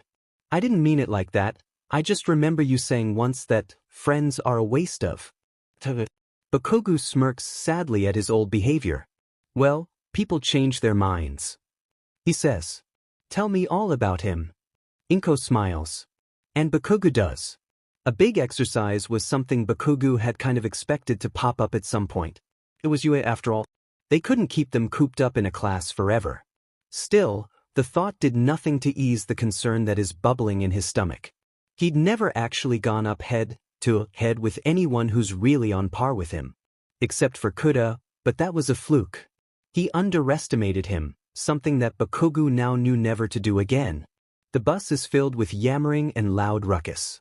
Bakugu's mood mirrors Aizawa's current facial expression, which is one of a huge migraine. Your uncle is kind of a sourpuss. The pink-haired alien, Mina Ashiso, Bakugu recalls, remarks. Shinso shrugs. It runs in the family. He replies nonchalantly, fiddling with the ace bandage scarf he is wearing, that mirrors Aizawa. I've been meaning to ask, Kuda signs. How does that scarf work? Shinso, delighted at the prospect of knowing something the others don't, quickly dives into an explanation. Bakugu tunes him out, too busy staring out the window and looking at the scenery. How far away are they from the city? It seems like they've been traveling for hours. You know, for someone with an explosion quirk, you're not a very explosive guy. The loud drawling tone of the blonde Kang jolts Bakugu out of his stupor, and he turns to see Kaminari looking at him, along with the flat-faced one-tape dude. He's got no idea, Bakugu hasn't really talked to him. Yeah, Karo. The frog girl, Tsuno, he thinks, replies. You're kind of quiet. Bakugu has absolutely no idea how to respond to this. Is it a compliment? An insult? I guess so. He mumbles. Soy sauce flathead smirks a little at that. You know, you might be giving Tokoyami a run for his money for the class resident edgy loner. Have you even talked to anyone yet? Bakugu slumps a little in his seat. He has, but at the same time, it's become increasingly harder to try and talk to people, as before these past few months, the only thing he's ever really done is shout at others, so to unlearn an entire life's worth of horrid communication skills is kind of hard to do. Shinso glares at the two boys, and they both shrink a little at his glare. Lay off, asshats. He deadpants. Just because we're not all loud like you doesn't mean we're weirdos. Stop being. A judgmental Jerry, Kuda finishes. Kaminari and Tape, who can't read sign language, look confused, while Bakugu and Shinso laugh a little. Exactly. Thank you, Kuda. Kuda flashes a thumbs up. Shinso is right. Ida butts in. We may not know much about Bakugu, but he wouldn't be in the hero course if he weren't a good person. Good person? So, apologize. Kaminari looks sheepish. We weren't trying to be mean, we were just pointing that out. That's called an inside thought, Karo. The whole bus laughs at Tsuyuno/Frog's statement. The boys blush. Sorry, Bakugu. They mumble. Bakugu flashes them a thumbs up. It's cool. Don't worry about it. Bakugu replies. The boys look relieved at being off the hook, at least until the bus jolts to a stop and the duo falls over. Alright, everyone out. Aizawa mumbles. We've got a lot of stuff to get through today, so hurry up. If you get left behind, we're not coming back for you. Sourpuss. Ashido sing-songs. The facility is called the USJ, Unforeseen Simulation Joint. It's run by a hero called 13, who Bakugu hasn't heard much of until now. The arena is divided up into a few areas, like a lake, a city, a forest, and a variety of other things that can change on random, according to Aizawa, who looks as if he's given this speech a million times before. The whole class is in a state of awe, at least until Kaminari breaks the silence by saying, I thought USJ stood for Universal Studios Japan. The whole class bursts out laughing, even Bakugu can't suppress a smile. Then he notices Aizawa's grave face. Did you take the joke that badly? Lighten up. Shinso stops to see what Aizawa's staring at. A huge portal has opened up at the center of the arena. The ominous swirling black mist sends the smell of ozone up to the top of the stairs, and the loud, high-pitched whirring shuts everyone up. What's going on? Uraraka asks quietly. Is this part of the exercise? No, Aizawa's voice is grace. Villains. The whole class looks taken aback. Kuda's hands are shaking, Bakugu notices, and he reluctantly grabs it. Kirishima pulls it together first, moving into a fighting stance. Everyone outside now. The first villain emerged, a huge, hulking beast that only really counted as human on the faintest technicality. Its eyes rolled in its skull, its brain was exposed, and a large beak protruded out of its face, a large tongue drooping ominously. It might have been kind of comical if its expression wasn't so murderous. Then, more human-looking villains begin to pour out of the black hole portal, each with various features, but all expressions the same, twisted in various forms of hate. Then the last two stepped out. The first one is a guy, small and scrawny, wearing no special armor. Instead, he has severed hands adorned all over himself, the largest and most rotten clutching onto his face. The second one lacks any facial features whatsoever, his entire body mass seemingly made out of the same black mist the portal was made out of. The minute he steps out, the portal vanishes. Well, I see All Might isn't here. The small one snickers. Shame. Whatever. This will surely get his attention. The tall one stretches his arms out, and Bakugu and the others only have a fraction of a second to think before they all tumble down into the black hole portal. The last thing that Bakugu sees is the flaring of engines, and the smell of exhaust gas burning to life, before it all went black, and all feeling in his limbs vanished. It was dark. Everything black and purple. He could feel some sort of swooping sensation in his stomach, the feeling running up his gut and through his mouth. His bones felt out of place, like they were clinking against each other, like the gravity and will keeping him together was gone. Vanished. Swallowed up like he was. Was this it? Had he died? Was this his eternal punishment for killing somebody? He starts to panic, bitter bile seeping into his throat, and feeling his stomach twist again. A familiar pair of hands grabs him from behind. Wake up. A soft voice says. Bakugu. Bakugu bursts out of the fountain, soaking wet and heaving up lungfuls of chlorine-filled water. His heart burns, and he retches a few more times before he can breathe again. Someone's hands are on his shoulder. What had just happened? Where was he? You good dude? Kirishima's concerned eyes peer at him through wide lids. His face is twisted in worry and fear and something else. Bakugo can't really identify what it is. He heaves again, his lungs burning with the phantom pain of almost drowning. Kirishima grabs his waist to steady him. In a ninja-RK reaction, he shoves him away, a familiar scene playing out before him. "Don't touch me, he hisses. Kirishima blanches, face pale with shock. Then, the memories of the past hour flood back into his head, causing him to reel back. "Sorry, Kirishima waves it off. "It's fine. Just glad you're okay. I had seriously thought you drowned or something like that." He turns to survey the area from the baddies. They're laying in some sort of artificial shopping square, the plaster fountain cracked, no doubt from Bakugo's impact. What exactly had happened? He scans his mind, memories fleeting and blurry. The villains in front of us. Black mist. And engine fuel. What did that smoke fucker do? Bakugo growls. "I think that he can teleport people places." Kirishima replies, brushing his hands through his spiky hair. "He split us up, most likely so it'd be easier to dash. Pick us off." Bakugo finishes. Kirishima looks up. "Why yeah?" His tone betrays fear, a slight quiver showing how scared he really was. "What should we do?" he asks, more to himself than Kirishima.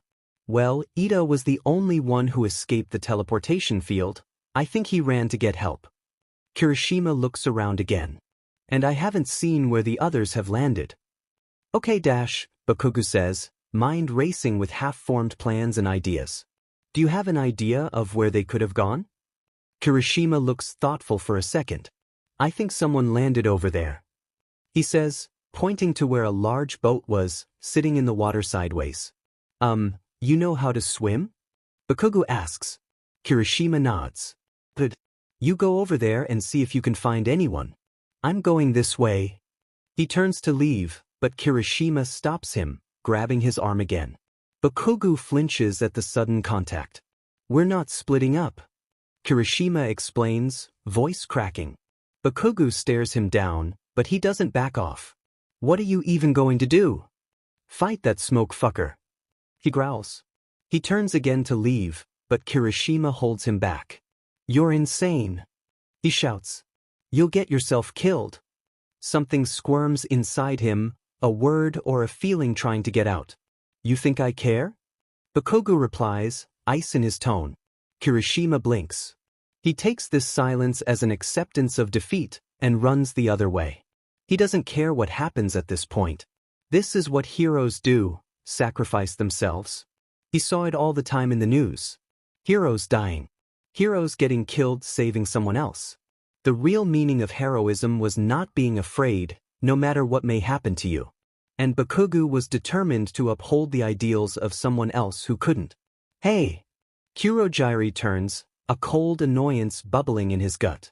He already had so much to do, keeping young Mr. Tamura under control and making sure everything was going to plan. So far, the only thing that had really gone wrong was the Ingenium spawn getting away, but they could deal with that matter later. No, what was really irking him was this small child in front of him. His hands were clenched, his hair was wet, his fists were smoking, and he had the clear signs of a concussion. Yet, he still stood in front of Kurogiri, as if he actually had a fighting chance. It was almost sad, but also a little funny. "Young boy, why are you dash?" Kurogiri was cut off by a blazing fist swinging towards his face, slamming into him and sending him flying in the other direction. Maybe not as weak as he thought. "Katsuki Bakugo," he calmly says, pulling himself off the ground. The boy freezes, looking like a deer trapped in headlights. "Yes, I know who you are," he replies, adjusting his tie. He studies the boy in front of him. Malnourished face, looking as if he'd lost a lot of weight in a short amount of time. What had happened to him? Abuse, possibly? "You are quite the enigma to us," he says, dogging another explosive punch. "We've heard of your quiet demeanor at UA, and yet, it seems you've got quite a track record at other schools for loudmouth behavior." He twists abruptly and swings under the boy, causing him to tumble down and hit his nose. He stands back up, however, undeterred by the fact his nose is bleeding profusely and probably broken. Why the sudden change of heart? Shut up. The passionate answer was not at all what Kurogyari was expecting, and he quickly teleports out of the way of another fiery blast. You think I give a shit about your stupid but mind games? He whirls around and smashes a smoking fist into the rocky platform Kurogyari was standing on. It quickly tumbles down, breaking into a million pieces, and Kurogyari teleports out of the way again. You do, your strong reaction says so. Kurogyari may not be the best fighter, but his strength lies in manipulation, an ability Sensei had taught him to hone to the finest degree. He's watched policemen and trained heroes crumble before simple words. So a small boy, unskilled in combat or mental gymnastics, being so thoroughly unaffected is peculiar to say the least. This sort of reaction is usually due to guilt-induced trauma. I know that something must have happened. He swerves out of the way of another punch, but rest assured, I know how you're feeling. I expect your parents are awful to you, no? The boy PPS his head, confused. Kurogyari takes this as confirmation and carries on. They must be horrible to you. I know that heroism seems like the best choice, but trust me, you'll just end up killing yourself later. You've already hurt yourself so much against me. Then, to Kurogyari's surprise, he laughs. And laughs. And keeps on laughing. It's the kind of laugh that young MSTR would do when he's angry or someone's touched a nerve. The kind of laugh that's on the brink of unstoppable laughter, an insane tinge in it. But he doesn't sound crazy. He sounded broken. Do you think I give a shit about what happens to me? He says, unbroken fist curled. Newsflash, I don't. And neither does anybody else.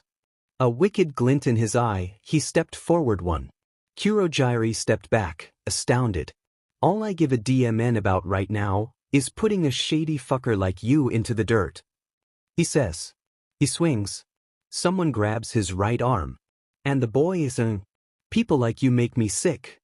Young Mr. Tamura says, a sneer on his face, watching the boy's arm crumble and bleed into dust. You're so stupid. Young and stupid. Angry and stupid. Stupid. Shut up. The boy yells again, face contorted in pain. He manages one angry crackle, and Kurogyari knows what's going to happen before it does.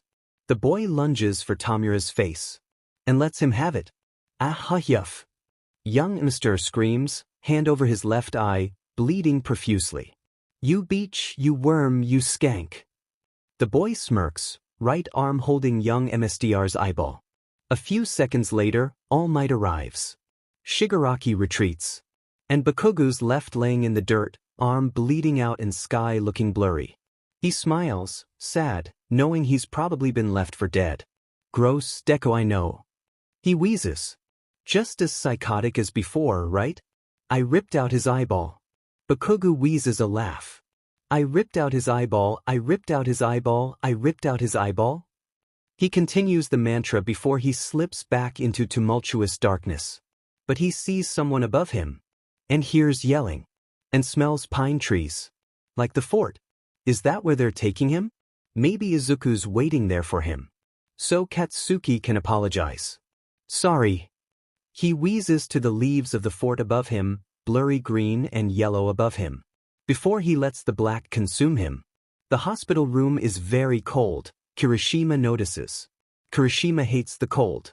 What he hates the most about it was the fact that it makes his hair stand on end, and he can't stop shivering. He was always very susceptible to the cold. He hates how weak he feels.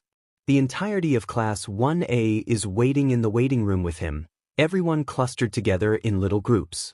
Kuda has been crying silently into Shinsu's shoulder for a while now, never making a single sound, but his shoulders shaking now and then, clearly distressed. Shinso looks on.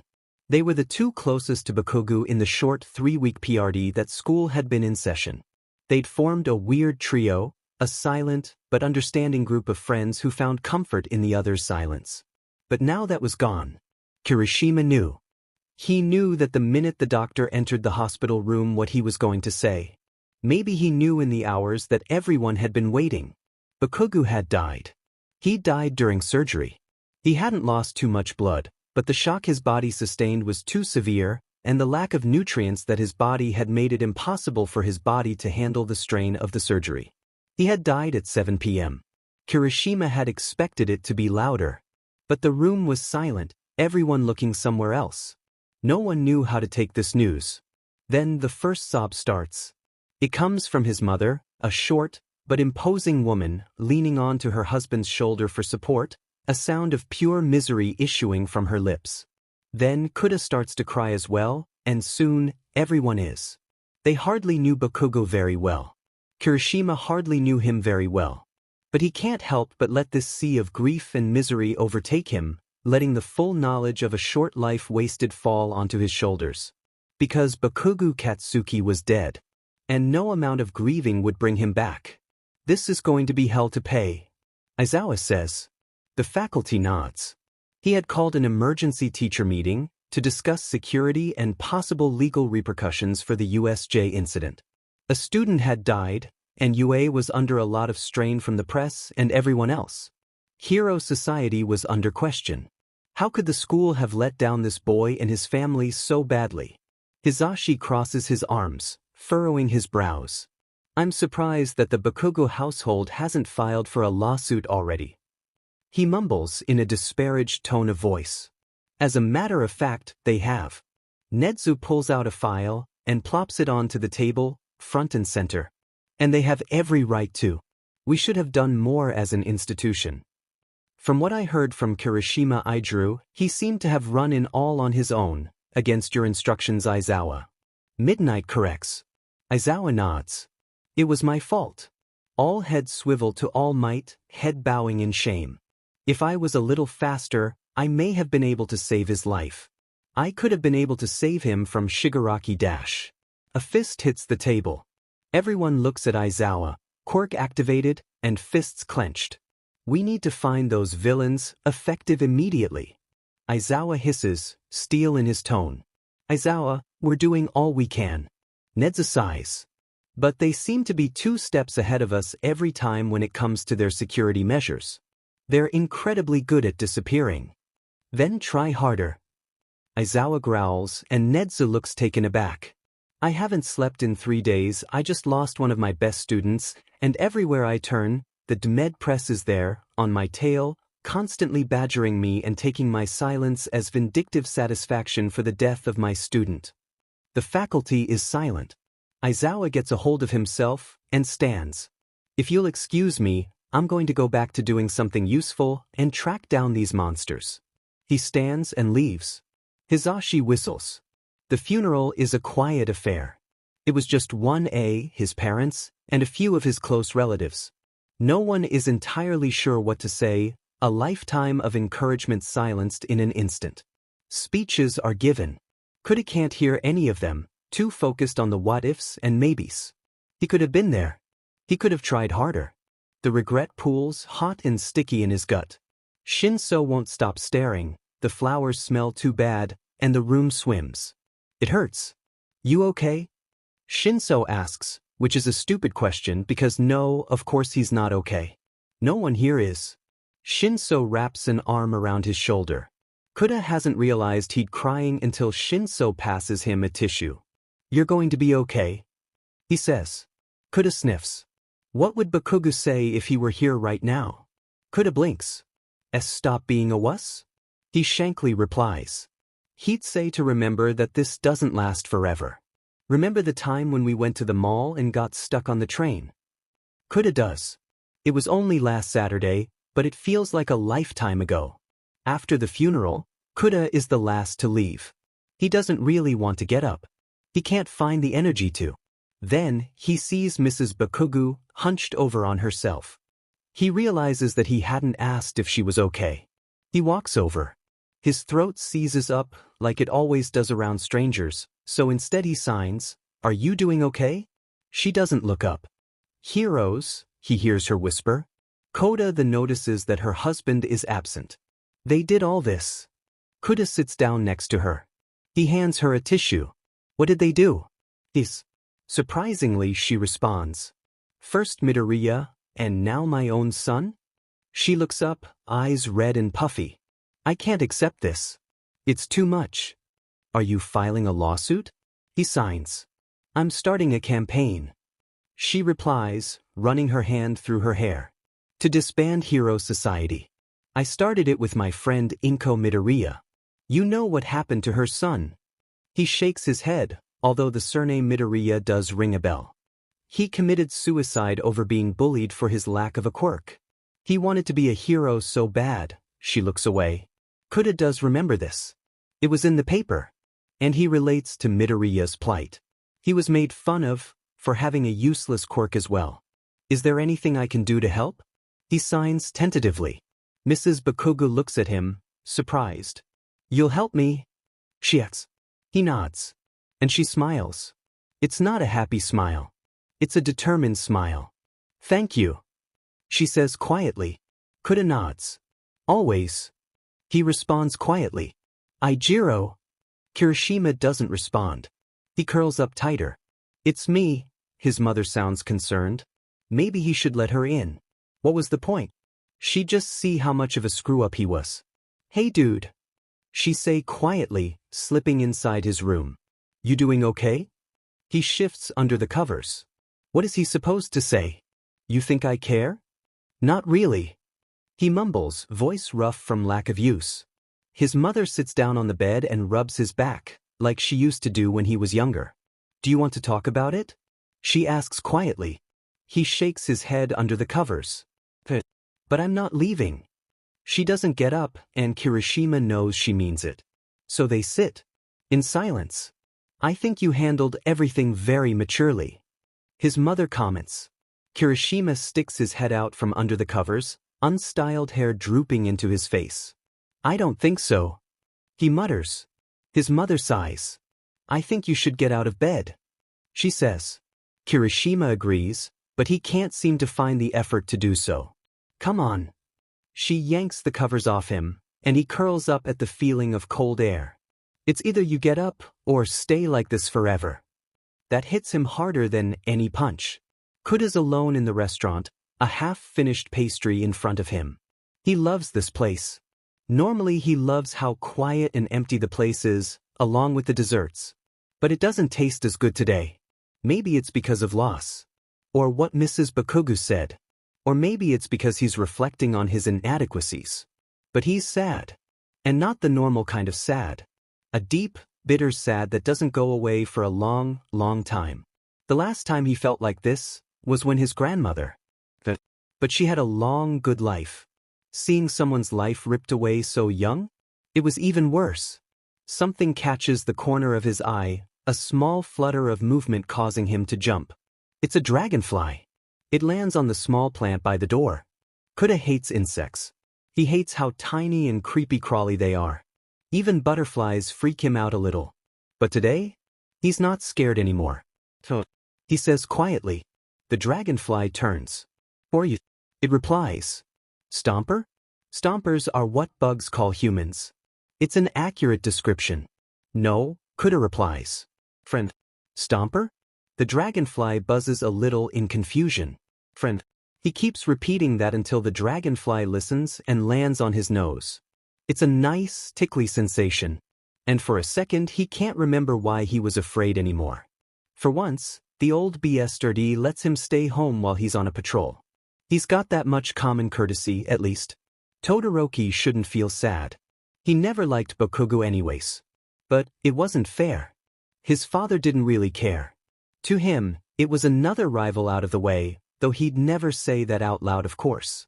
But Todoroki knows him well enough to know what he's thinking. Another rival gone. Another way clear. When was it going to be enough for him? Todoroki paces, thoughts running in a hate-filled circle. I'm not him, he should know that. Do I even have feelings to him? I'm not a doll. I'm not an instrument to success. He doesn't know that. He doesn't care. More and more worries and anger pile up on him, until this mound of hurt, anger, misery falls away, leaving one clear path before him. He didn't care that someone died. He won't care when I die either. I have to leave. As if life couldn't get any worse. Shinso was busy eating cereal when a familiar face turns up missing on the news. It's Todoroki, one of the kids in 1A. He never really talked much or interacted, but still. It's distressing, especially after. Shinso takes a big bite of cereal to get himself to shut up. He watches eagerly. While we don't know what happened to young Todoroki, it's been theorized that the League of Villains took him as another blow to UA after the unfortunate death of Bakugo Katsuki. The scene suches to one of a furious Endeavor on a patrol, shooing away reporters. Endeavor is very upset and refuses to comment. No sheet. Shinso mutters. But he is working tirelessly to find and bring his son home. Todoroki, if you can . Shinso shuts the TV off, too angry to watch any further. Treating this as a triviality. No wonder Hero Society SEKS. Shinso stands and goes back to his room, missing the flash of white and red that blurs by his window, jumping over the rooftops. Escaping. In hindsight, maybe Todoroki should have brought some warmer clothes. The temperature has become very cold at night, which makes traveling at night a painful experience, despite it being prime running time. Unfortunately for him, his face is all over the news, police and heroes looking everywhere for him. The key detail is to hide in places they had already looked. They tend not to look in the same place twice. So that's why he's now huddled up on an abandoned fire escape of some decrepit building. A pitiful fire started up using some old newspapers and an empty carton of milk sputtering in front of him. The smoke makes his scar sting. He's just a child, NG. He's old enough, woman, now get out of the way. I won't let you do this again. What about 2 ? A loud slap. A harsh thud. The icy chill on the right side of his body is even more prominent than before. It's gone past the line of being moderately annoying to, oh God, please make it stop. He could probably make a huge fire with his quirk. But the panic and anger that he'll inevitably feel after using it isn't worth it, in Todoroki's eyes. It had been a long couple of days, but very short at the same time. To distract himself from the numbing cold, Todoroki reviews his escape options. The buses are out of the question. Since he's very recognizable, any hack with an access to cable will spot him on sight. And he can't go into a store and buy himself a disguise either, because people there will recognize him too. The rooftops by night seem like his best bet. If there's one good thing he's learned at UA, it's how to be fast. Aizawa taught him how to do some real handy evasive maneuvers. However, the bitter cold is definitely a problem. He'd been traveling for about 10 minutes when the cold finally caught up to him, and he had to stop. Your quirk is ice. Why do you get affected by the cold so easily? The pause. I dunno, Fuyumi, I guess that's just the way it is. Maybe it makes you more sensitive to the temperature? I mean, last summer you hardly went outside because it was too hot. Laughter. Okay, you two, let's get inside. Motherly hands, grabbing arms.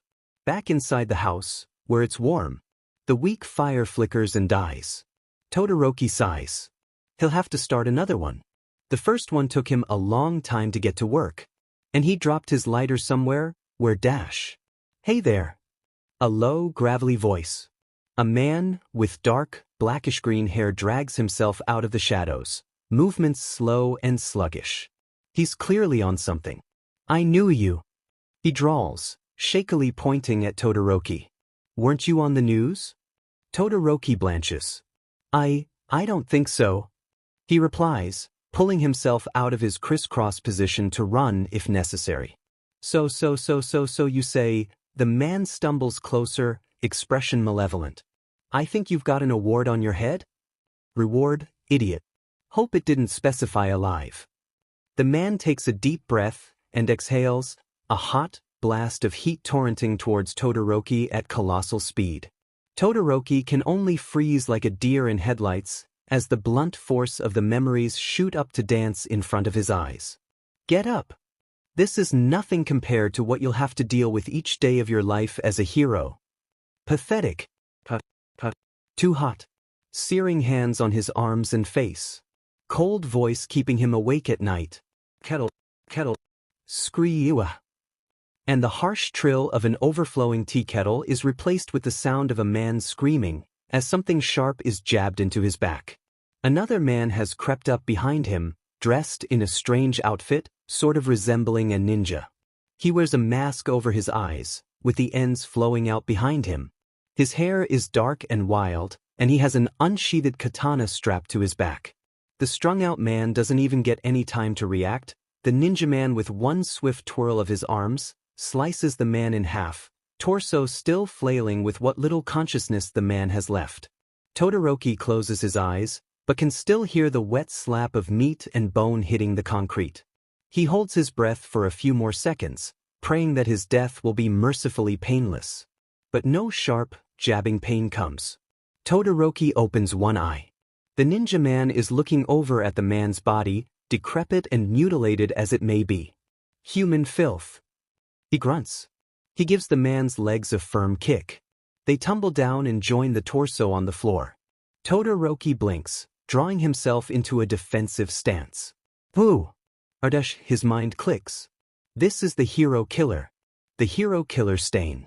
Kirishima meets up with Momo at the cat cafe at 6. The cafe is called Whiskers and Whiskey, not that they were old enough to drink. But while it was expensive, Momo had enough money to pay for it. How have you been? She asks. He shrugs. Okay. She picks up one of the cats sitting on one of the beanbag chairs and places him on her lap. His name tag reads, Christopher Creampuff. Why'd you call me here? This. Momo doesn't reply. You seem affected the worst by all of this. She responds quickly, face downturned, so he can't read her expression. Mina said when she came to see you, you wouldn't come out of your room. This was one of the few times he'd left the house in the past few days. The people and noise was and still is slightly overwhelming. I wanted to make sure you were doing okay. Momo scratches her head, looking sheepish, and takes a long sip of her iced tea. Kirishima sighs. Thanks. He mumbles, picking up a tabby and putting her on his lap. She gets up a few minutes later and gives him a look as if to say, Really, dude? I guess, at the USJ?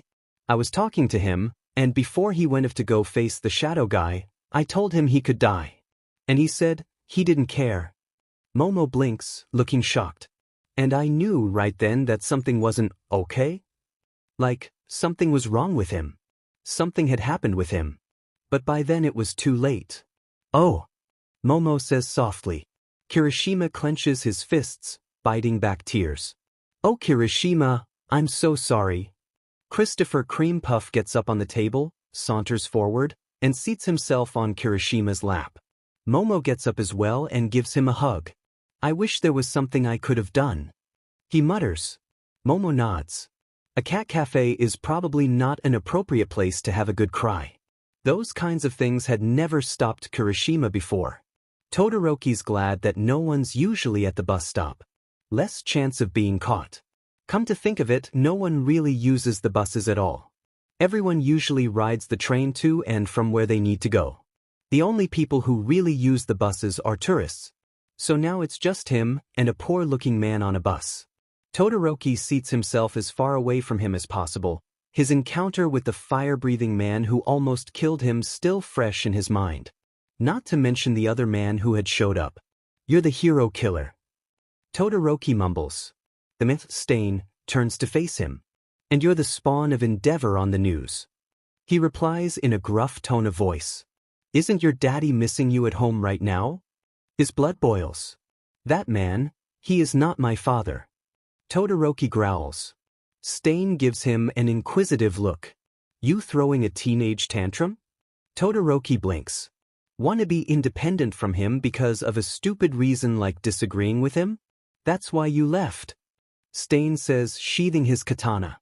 It's not Dash. Go home, kid. Stain says, turning away to face him.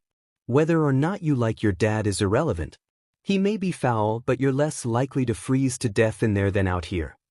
He jumps to another fire escape and swings to the top of a roof. Go home. He says again. This isn't a place for children. What did he know? Stain was just a pompous man with broken ideals who knew how to wield a sword. Why should the opinion of a serial killer bother him? He doesn't even know you. The bus lurches to a stop. It's in Mephasto. Mephasto Prefecture, Mephasto Prefecture. The bus driver drones. Todoroki blinks. Last call for Mephasto Prefecture. The hobo gets off the bus.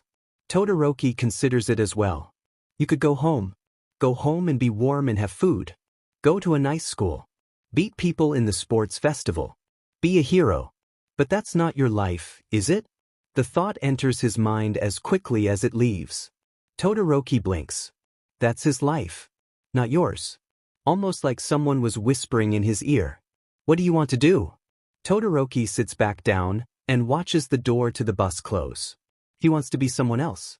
Someone not affiliated with his father. But first, he's got a serial killer to find. For someone who couldn't keep his locker organized if he wanted to, Bakugu's house is pretty neat, Kuda notices. It's probably because his mother cleaned it up, but still.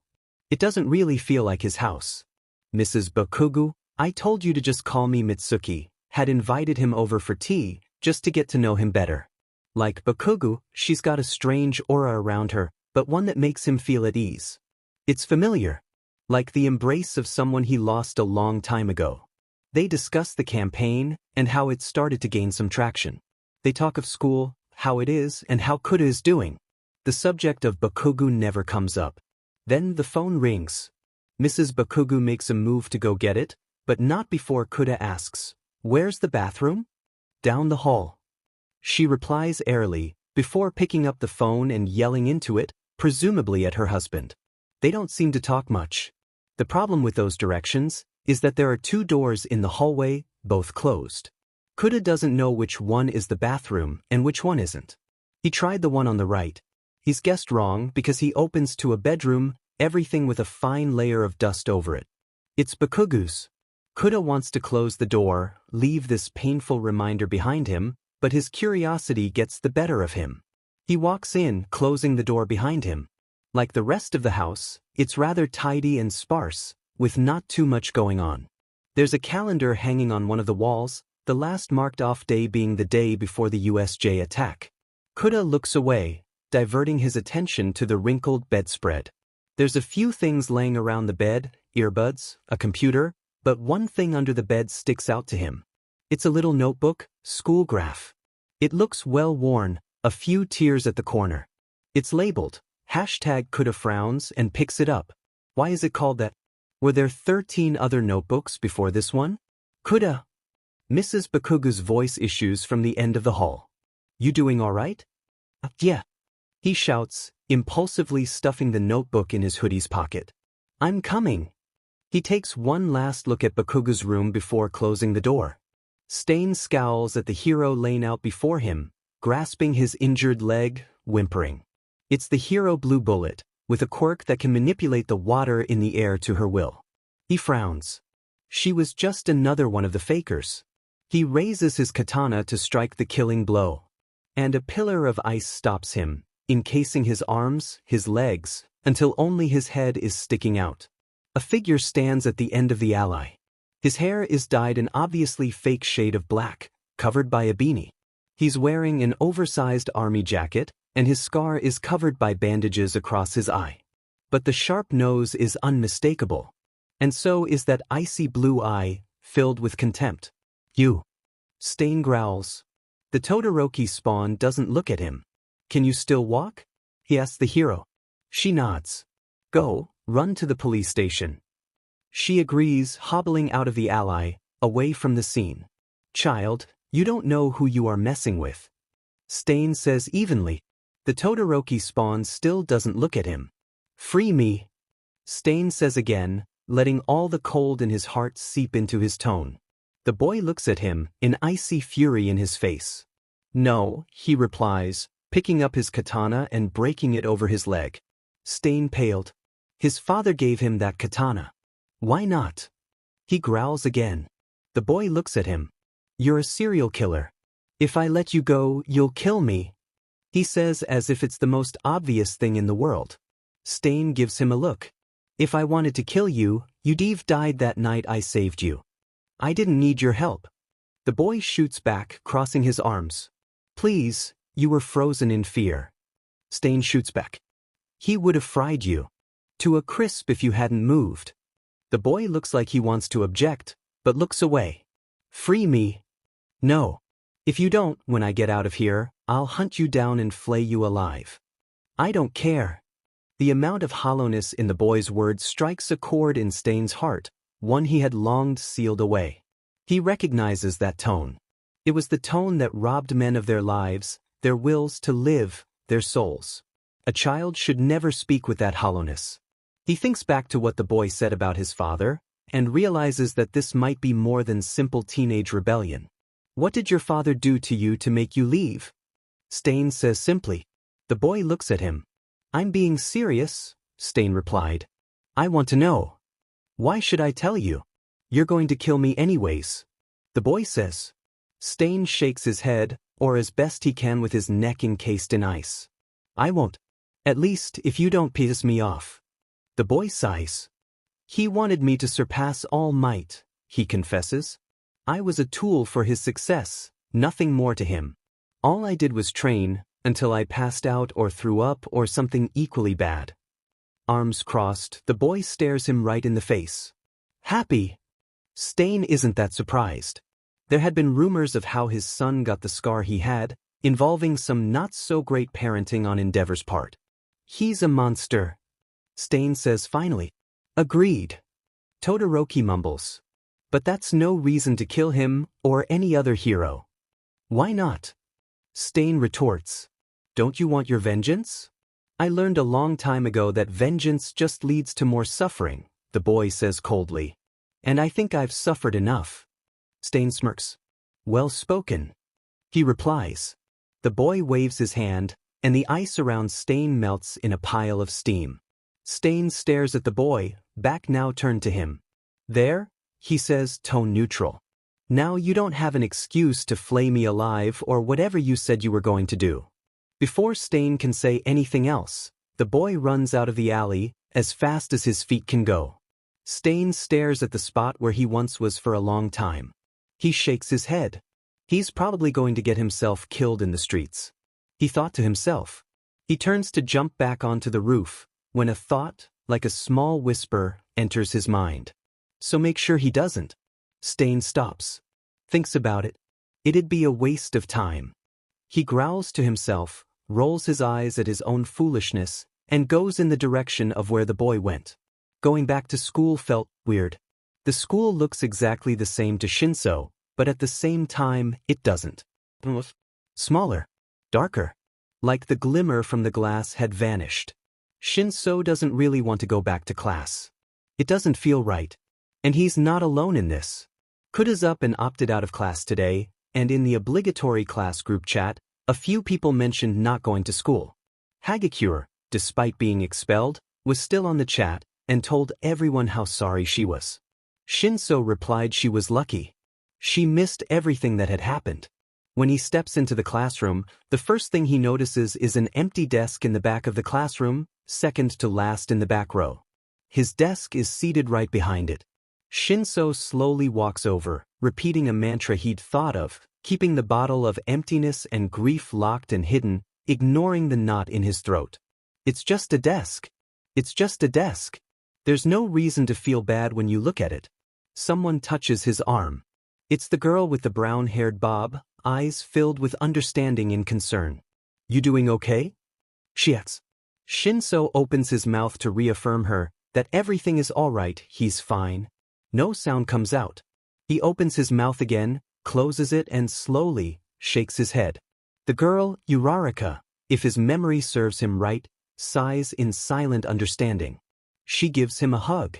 Shinsu's not one for physical contact. The only people that are really allowed to touch him are his close friends, people he's known for a long time. But today he sort of needs this. So he hugs back, silently. The two of them stay like that, quiet understanding of the other's pain. Uraraka was full of compassion for everyone around her, that Shinso could tell just by looking. And when they part, it's no different, eyes filled with a deep sadness for someone she didn't even know that well. She nods. He nods back. Uraraka goes back to her seat, Shinso to his. And he tries his DMN hardest not to think about the empty desk in front of him. Okay, Aizawa looks more tired than usual, Shinso notices. I hate to break this to you, but despite all that's happened, the school still thinks it's acceptable to hold its annual sports festival. Silence in the classroom. No one looks excited, nervous, anything. Slowly, Momo raises her hand. Aizawa calls on her. After everything that's occurred, is this really a good idea? She mumbles. A few people sitting around her nod. No, I don't. Aizawa says, putting emphasis on the I. But I'm just a lowly teacher, my opinions have no say in the matter. Everyone lets out a collective sigh. And on another note, one of our students, Todoroki Shuto, has gone missing. Everyone looks at the empty desk in the middle of the room. Another empty desk. The police are working to track him down as we speak, but if any of you have any information on where he could have gone, I need you to step forward now. No one does. I see. Aizawa rubs his temples. Well, if any of you know anything, we'd like to know. But other than that, I don't have anything to say. The class is silent after Aizawa leaves. No one says a word, everyone too lost in their own thoughts. Momo looks down at her phone, the last text she received from Todoroki glaring back at her. Todoroki, I have to leave now. I'm sorry. What are you talking about? Don't hate me. He didn't say anything after that. Kuda lays in his bed, staring up at the ceiling. He'd decided to stay home from school, but now he was sort of regretting that decision, as he now had nothing to distract him from the aching hole in his chest, of loneliness and depressed boredom.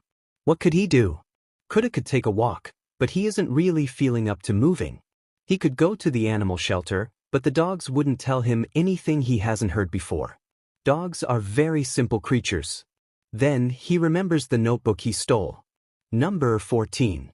Kuda rolls out of bed, over to his backpack. He opens the front pocket, and there it is, the beaten-up notebook in all of its glory. Kuda sits back down and stares at it. Should he read it? He wanted to. He wanted to understand his friend better. But at the same time, no one had told him he could. But Kuda huffs, annoyed at himself, and opens it. He soon discovers that it's filled with what looks like journal entries. Kuda hadn't pegged Bakugo for the writing type. But then again, there are a lot of things Kuda doesn't know about him. So he starts to read. 6 out of 20. I'm not really sure what I should write in here. I don't want to write hero sheet-like. The entry cuts off. Kuda turns to the next page. 1 of 25. Okay, fine. You win. I'll write in here. Dr. Sumika said this would be a good coping mechanism, but I'm not really sure how keeping a diary would help me at all. This is confusing.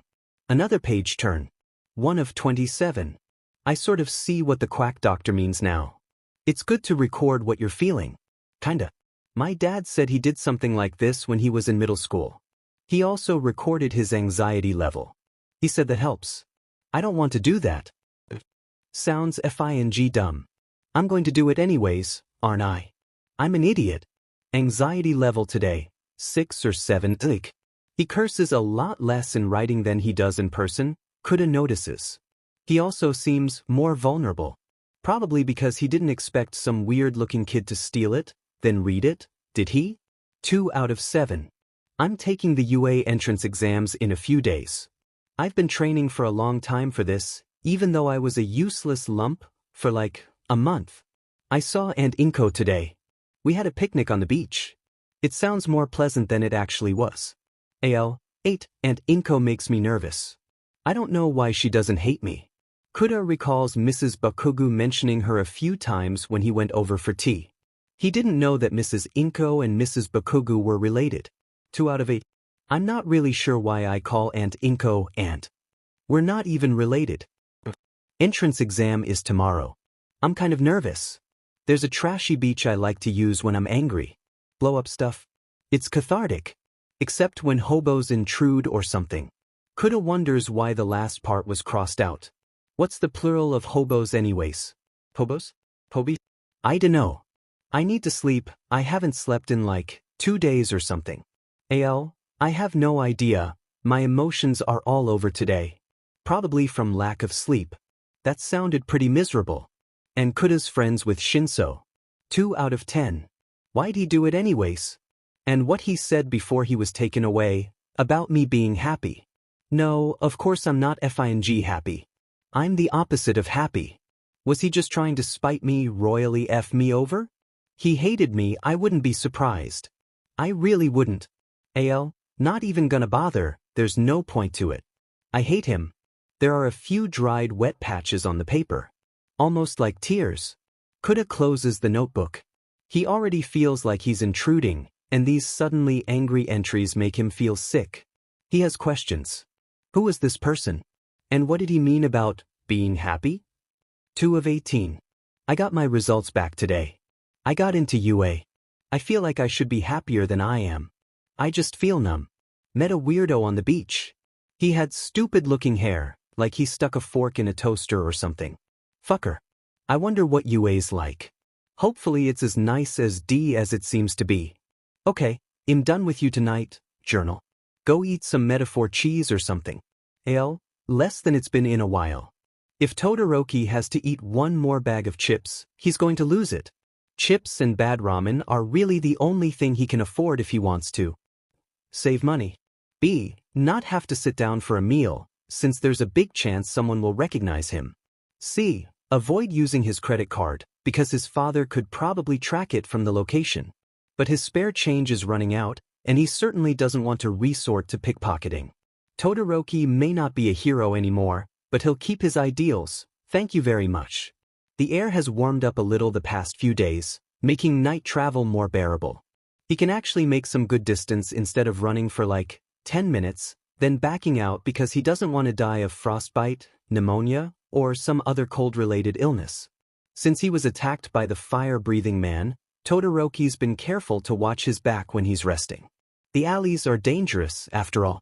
Patrols with his father have taught him that, if not anything else. But it's his unlucky night as fate would have it. He's sitting in an alley, perched on top of another fire escape, his black hair and clothing letting him blend into the shadows when he hears the sound of wheezy giggling. Every hair on the back of his neck stands up, and he whirls around just in time for a small girl to appear behind him. Her appearance is pretty disheveled, a dirty school uniform hanging loosely on her tiny frame. Her hair is perched up in 2 very messy buns, her nails are dirty with dried blood, and she basically looks like she's crawled out of a dumpster, which, judging by the area and the time of night, Todoroki wouldn't be surprised if that were the case. But her face is what gets him. Her eyes are a bright shade of gold, a little too bright. In fact, that's the look of someone who's not exactly right in the head. Her mouth is curved upwards in a crooked grin, showing off sharp canine teeth. The first thing Todoroki thinks is vampire. The second thing he thinks is run away from the crazy girl with a pocket knife not so cleverly concealed in her skirt pocket. "Show!" she exclaims, pulling herself off her knees to crawl towards him. "It's you!" Todoroki backs up a good couple feet, hands slipping on the edge of the fire escape. I think you've got the wrong person, dash. The girl's eyes glint, and he realizes that she doesn't care, and he, really needs to go. "I saw you on the news, you look different." Her grubby hand moves to touch his now bandaged scar. Instinctively, Todoroki lurches back, and the trajectory sends him falling off the fire escape, head first. Really, the only thought he can muster is, "Nice job, moron. You finally escaped the old BSRD, only to die of head trauma in a back alley by some crazy chick with a knife who didn't even attack you."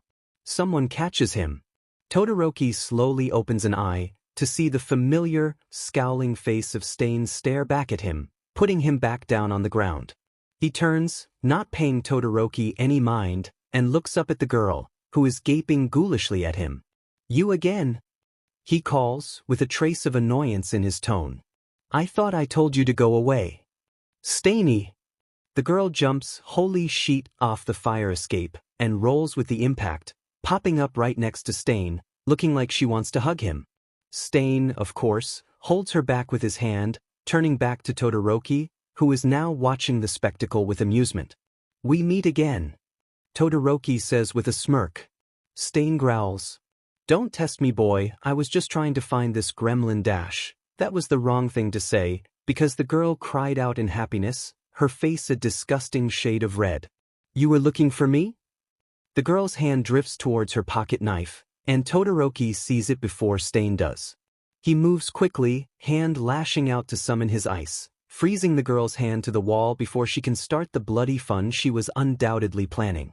He had no clue what this lady had against Stain, but hey, the man had saved his life twice now. That was a favor he wasn't going to forget.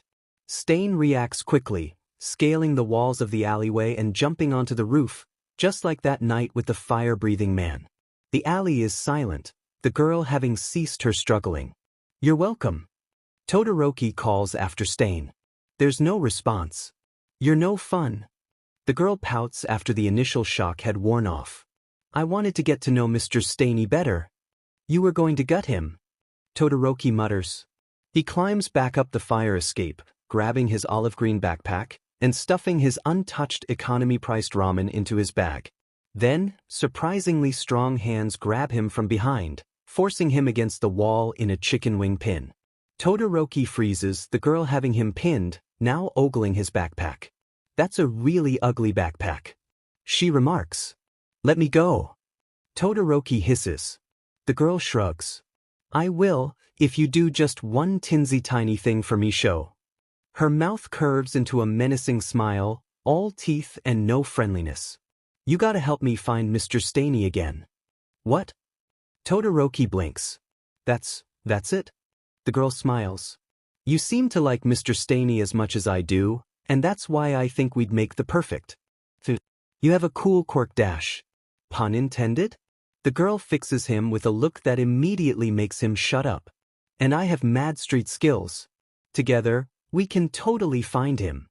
Her enthusiasm is contagious, despite Todoroki reminding himself that this lady was clearly a raving lunatic. And what choice does he have at this point? One condition. The girl nods. "Name it." "You help me make sure that Stain won't hurt another hero again." The girl looks surprised at this request. Then she laughs, releasing him from her clutches. "Your dad is real mean. I'm surprised you still want to help heroes," the girl says. Todoroki ignores the fact that she knows about his dad. It seems to be a common theme for street thugs to cheat on Endeavor 24/7. "Not all heroes SCK," Todoroki says, brushing his jeans off. "Besides, needless slaughter isn't really my thing." The girl actually barks a laugh at that and helps him with his bag. Crazy or not, she might be a good ally to have in the streets. He'd just have to be careful not to let his guard down in front of her. "I'm Toga, but you can call me Toga." Toga sticks out a dirty hand, smelling suspiciously like blood. To hell with it." They shake on it. 2 of 24. "I haven't really written in here in a while, have I? I can't even keep this consistent. School started, which has been okay. Sort of. Everyone's so energetic. Expect the spiky-haired guy. His name is Shinso. He's cool, I suppose, though I think he keeps me around just because I'm a loser. Can't really blame him. Been feeling shitty. Mrs. Sumika said that it's good that I'm doing this, work out how I'm feeling. Not really sure how writing in here helps, but whatever. I wish I was faster. I might have been able to catch him if I was quicker to run to the front of the school.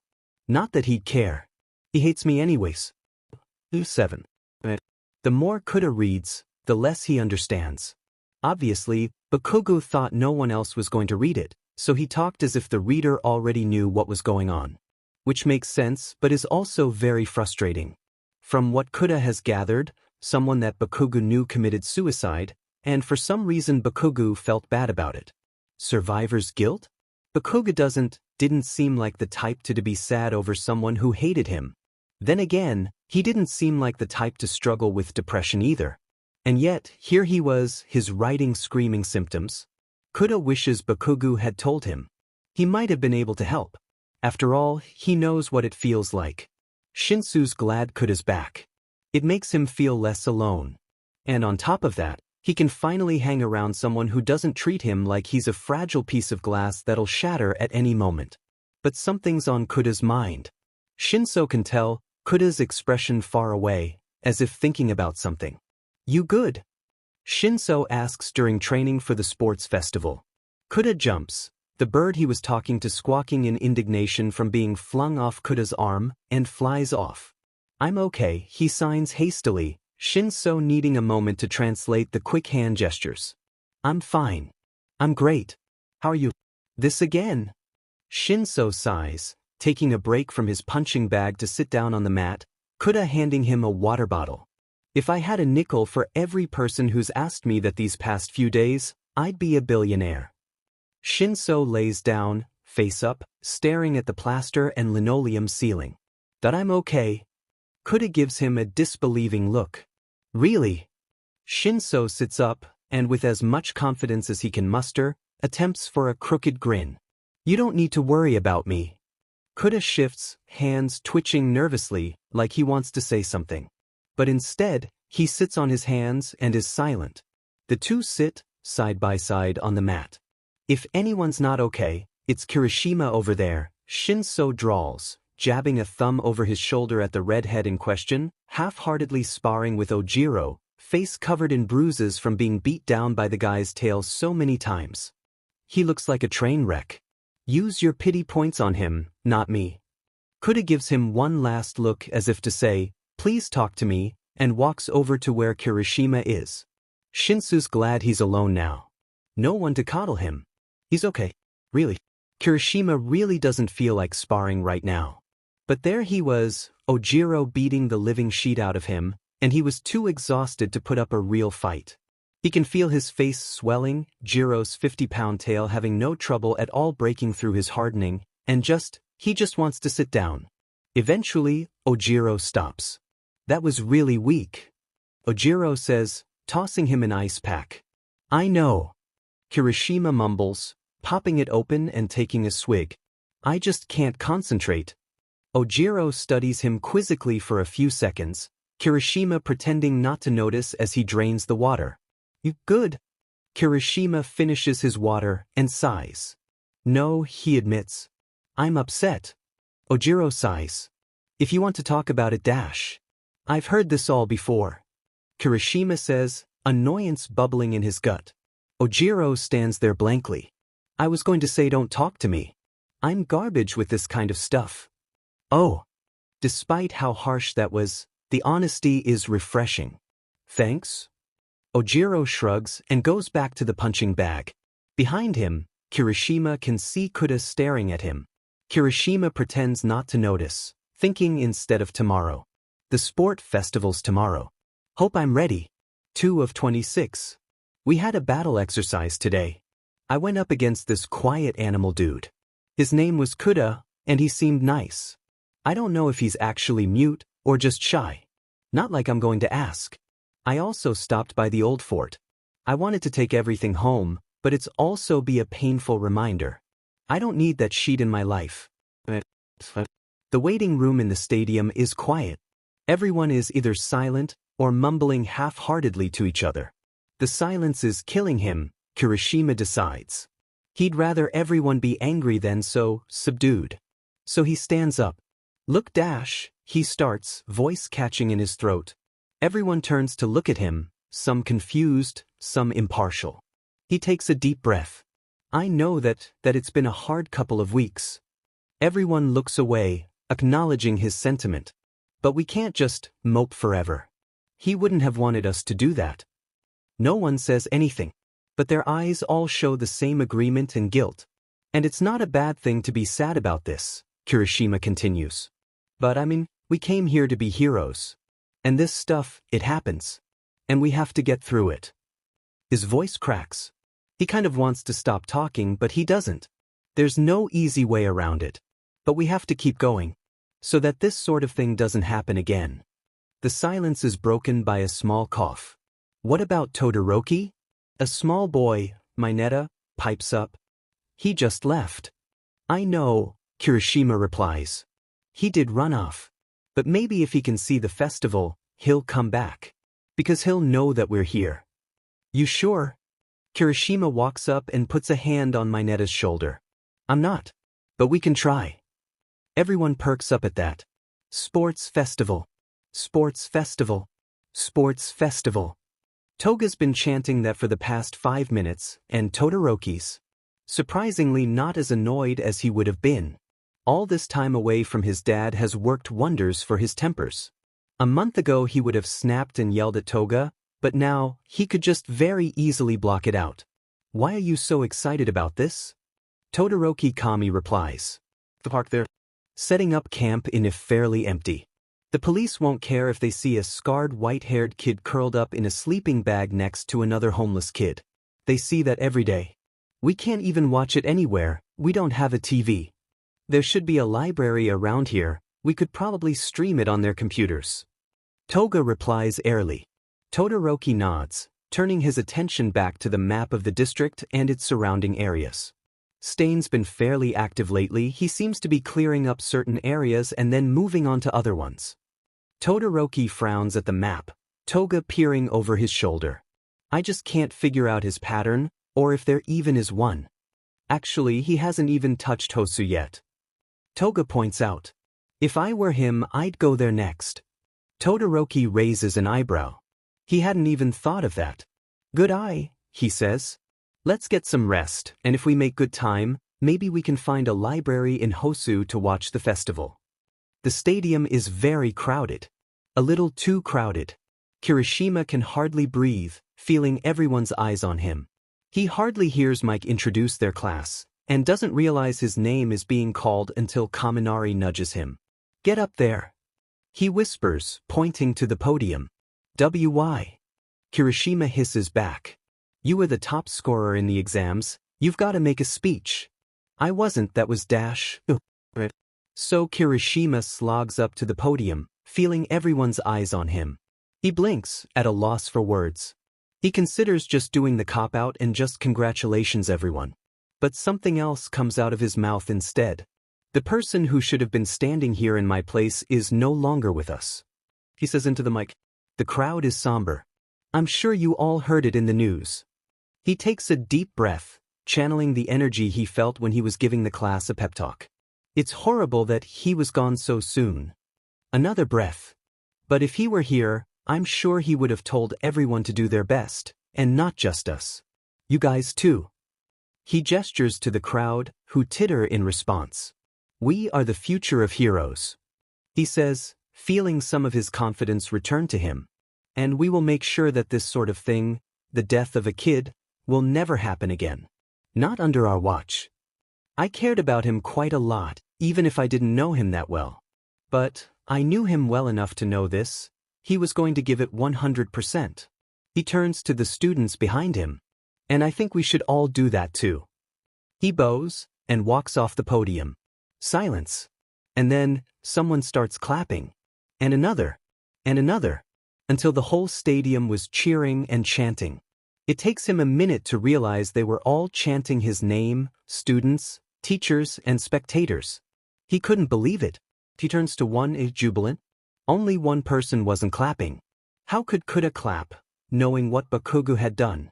He had finished the notebook last night, right before shoving it angrily at the bottom of his sock drawer and vowing never to think about Bakugo ever again. He wasn't a hero. He was bully. A murderer. He had never even told anyone what he did to that poor kid Dash.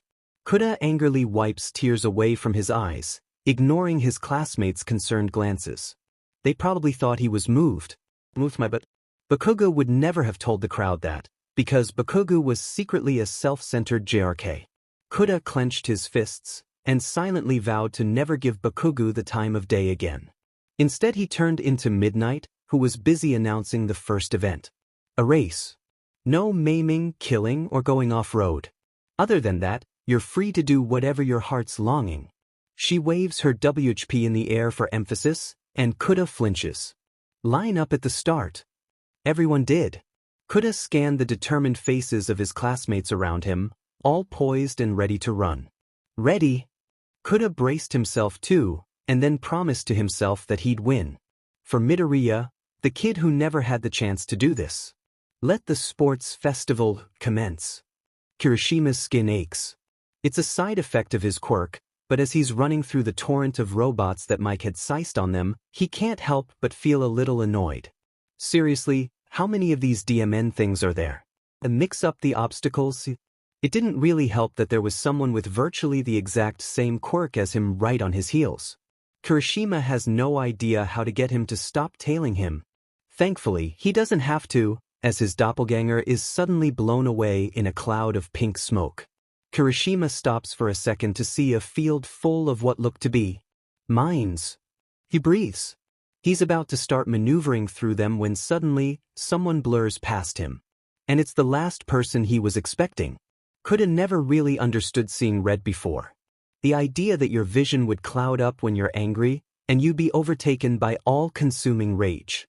He'd always thought that everyone should be able to keep their emotions in check, making the phrase invalid. But now, he gets it. There is nothing but adrenaline and pure fury boiling in his veins as he runs like hell through the minefield. He can't stop, because if he does, he'll lose. And he can't let that happen. A mine goes off right under him, and he's blown backwards. Kuda grunts in pain, and stands up to run, ignoring his ribcage, screaming in pain. He steps on another one and his leg flies backwards, but he gets up, keeps going. Kuda dash, Shinso, who's hypnotized some of the 1B kids to carry him, bolts past. You're going to kill yourself. People are starting to pass him. He feels his eyes well up in frustration, and he drags himself forward, legs trembling. People pass him, not even stopping to look. And he then manages to hobble through the gate, dead last in the 42 that would be let through. He collapses on his knees, exhausted, looking up at the leaderboard. Kirishima's smiling face stares back at him, in first place. Kuda cries. The first place winner will have the 1,000,000-point headband. Everyone turns towards Kirishima. Oh shit. His headband would be the one everyone would go after. No one would want to team up with him with that glaring red target on his back. Or so he thinks. Hey, Kirishima. Shinso taps his shoulder. Kirishima turns to looks at him, his eyes reaching Shinso's nose. You nervous? Yes. Are you? Kirishima fires back. Shinso glares at him. You know, you could just ask people to team up with you instead of brainwashing. I think you'd get more friends that way. Shinso looks guilty, rubbing the back of his head, and Kirishima laughs good-naturedly. Chill out, man, it was a joke. He replies. And we can team up if you want. Shinso brightens. Seriously? He says. No one's ever asked me to team up before. This feels kind of weird. Yeah, get used to it. Kirishima laughs. It's called being loved and appreciated. Kuda watches as his best friend teams up with Kirishima, along with an eccentric girl from the hero course, and he sighs. It's not that he dislikes Kirishima, the opposite, actually. But they were both fighting on behalf of two people who were bitter enemies. Not that Kirishima knew. Not that Kuda would tell him. Because as much as he wanted to scream the dirty truth to the world, he couldn't. His selective muteness was already hard enough, but then his hands would freeze up too and start shaking. His consciences wouldn't let him. You were friends with Bakugo. Why does this have to change? No, why, brain? Kuda mutters, just as Tokoyami approaches him, asking to join. Tsuyu does soon after, and then Shuji. So there's his team. Shuji in the front, Tsuyu on his shoulders, and Kuda and Tokoyami in the back. This should be interesting. Let the match begin. Who's the redhead? That's Kirishima. How about, that guy with the blonde hair? He wasn't in my class. I think his name is Momoma or something. Toga is busy bombarding Todoroki with questions as they sit in a cafe, watching the TV playing the sports festival in He Corner. They're not alone in this. Many of the cafe attendees' eyes were glued to the screen as well, watching the cavalry battle unfold. He sees Kirishima dodge a low blow from Tokoyami and sighs. That boy was always a beacon of optimism. Ooh, look at that. Toga would make a good YouTube commentator. She never shut up. It was close. It was so close. But in the end, Ida of all people snatched Kirishima's headband, in a lightning-fast attack that no one saw coming. But Tsu had managed to grab a 700-point band, and they had come in last, but enough to move them up. Kuda's team was in third, Tetsu's team in second, and Ida's team in first. They were going to the tournament. 2 of 27. Tired. Yue's been running me ragged. I stopped by the fort again today. I took a baseball hat that I left there back in grade school. Surprisingly, it still fits. Kuda and Shinso have been nice to me, which is pretty cool, but also kinda weird. I guess I've never really had real friends before. Except what would you forget it? This is stupid. AL, 5 it's been better lately. Kuda's plan to defeat Shiozaki works out perfectly, to everyone, but especially his surprise. Her vines left an opening behind her, so he had called all the birds in the area to observe the match until he made a very specific hand signal.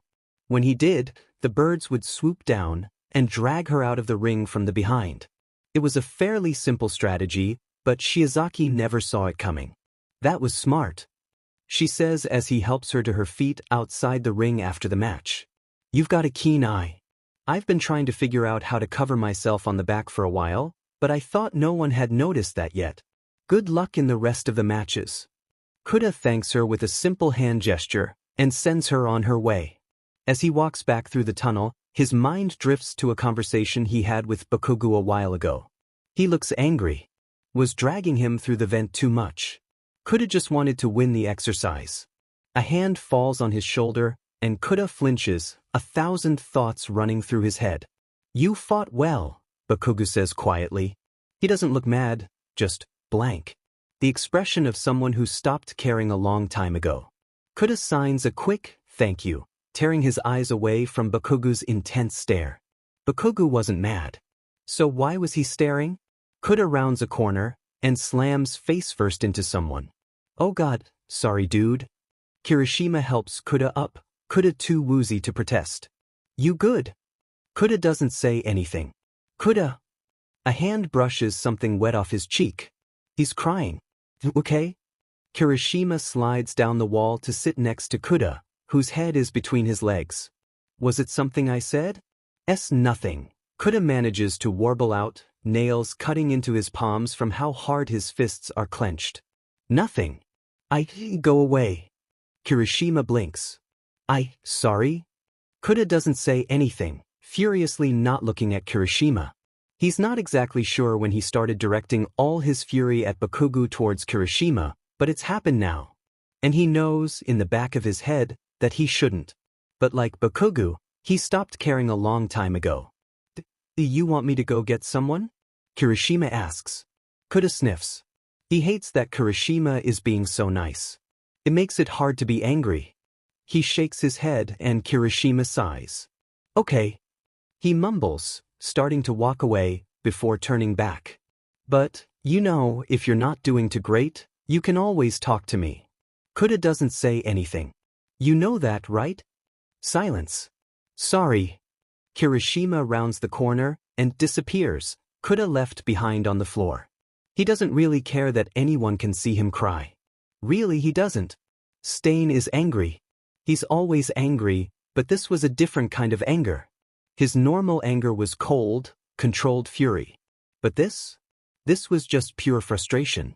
He was sure those two kids were following him, as he kept seeing their faces around Hosu. He took steps to avoid them, but wherever he went, they followed. He wanted to scream. But now he has other things to take care of. Like the paralyzed Ingenium, laying on the ground of the alley. Ingenium spits out through gritted teeth. Are you going to kill me? Of course. Stain says coolly. It's in my name after all. He raises the blade to strike. And his arm is encased in a pillar of ice. Shocked, he lets go of his control over Ingenium, and the hero shoots up in surprise. Stain looks up to see. You too. He growls. Why the hell do you keep following me? I was threatened. The white-haired boy says dryly. And she's just crazy. The girl lets out a giggle that is not at all friendly or sane-sounding. Mr. Stainy! She exclaims. Oh, I've waited so long to finally see you. No stabbing. The boy mumbles quietly. The girl huffs.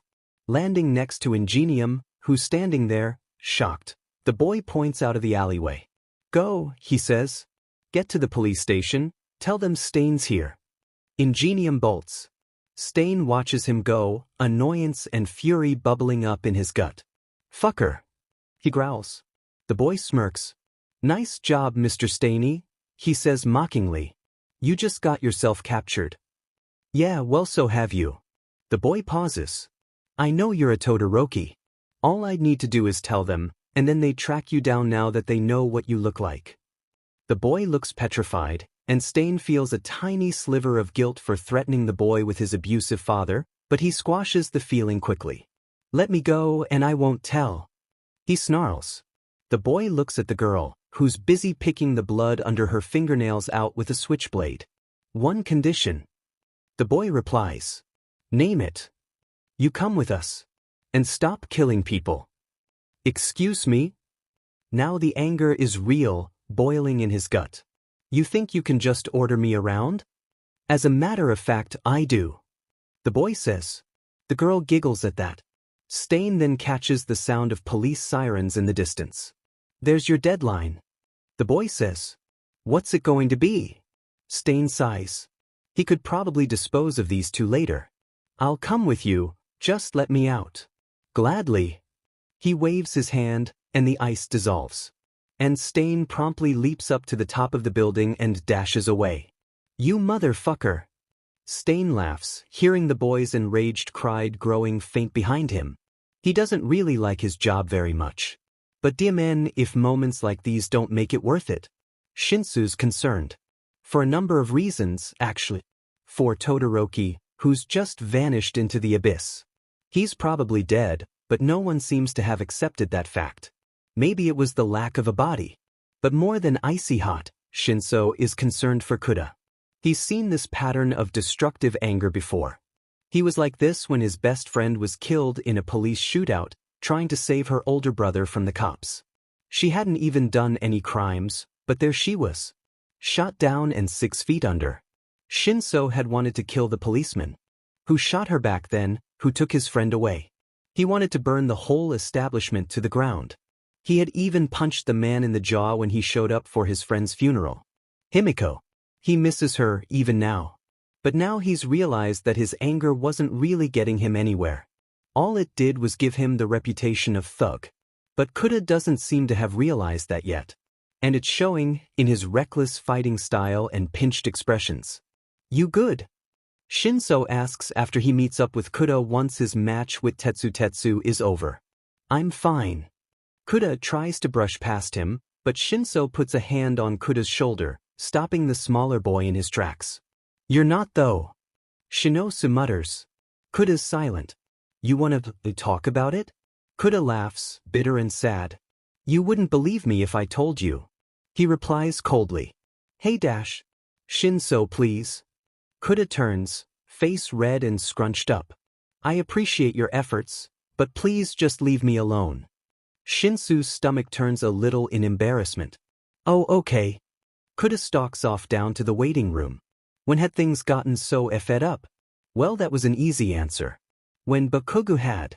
And we're hitting the emergency exit on that train of thought. Shinso mumbles to himself, turning the other way. And then he saw the roster, posted on the wall. And who he was up against. Oh shit. We were so close.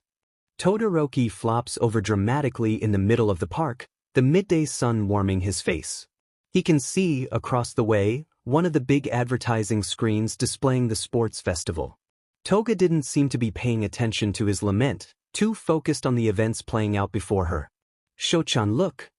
She shakes his shoulder, pointing to the screen. The birdie nearly took Red's head off. Todoroki looks up from his dramatic sprawl on the ground, to see Kirishima going toe-to-toe with Tokoyami. He feels a twinge of regret for leaving his classmates without saying anything. Well, except for one person. A person who happens to be standing right on the sidelines of the fight on screen. Momo looks tired to say the least. And she looks like she's lost weight. Why are you thinking about her weight?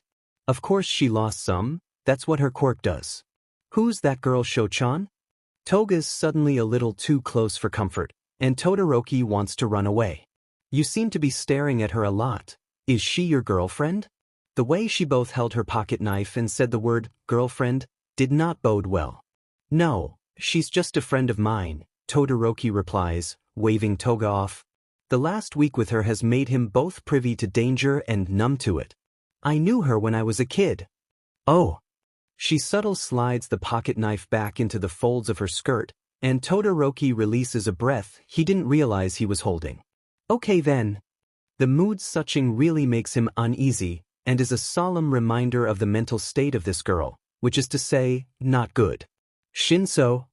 Momo pokes her head inside the waiting room, where Shinso sits, head in between his hands. You good? I'm fine, Shinso says automatically, nerves on fire. Just psyching myself up. You know, to fight and stuff. Momo sits next to him. He doesn't object. You know, it's okay to be nervous. He's pretty strong and Dash. I'm Dash, Shinso exhales. He's got to stop lying to himself and everyone else. Thanks. Momo nods. After all of this is over, you want to go get ramen or something? Maybe that'll cheer you guys up. Shinso laughs a little bit. Since when did you become Team Mom? Since everyone needed a Team Mom. The intercom system in the room blares to life, familiar voice filled with static. Will Shinso Hitoshi please make his way to the arena?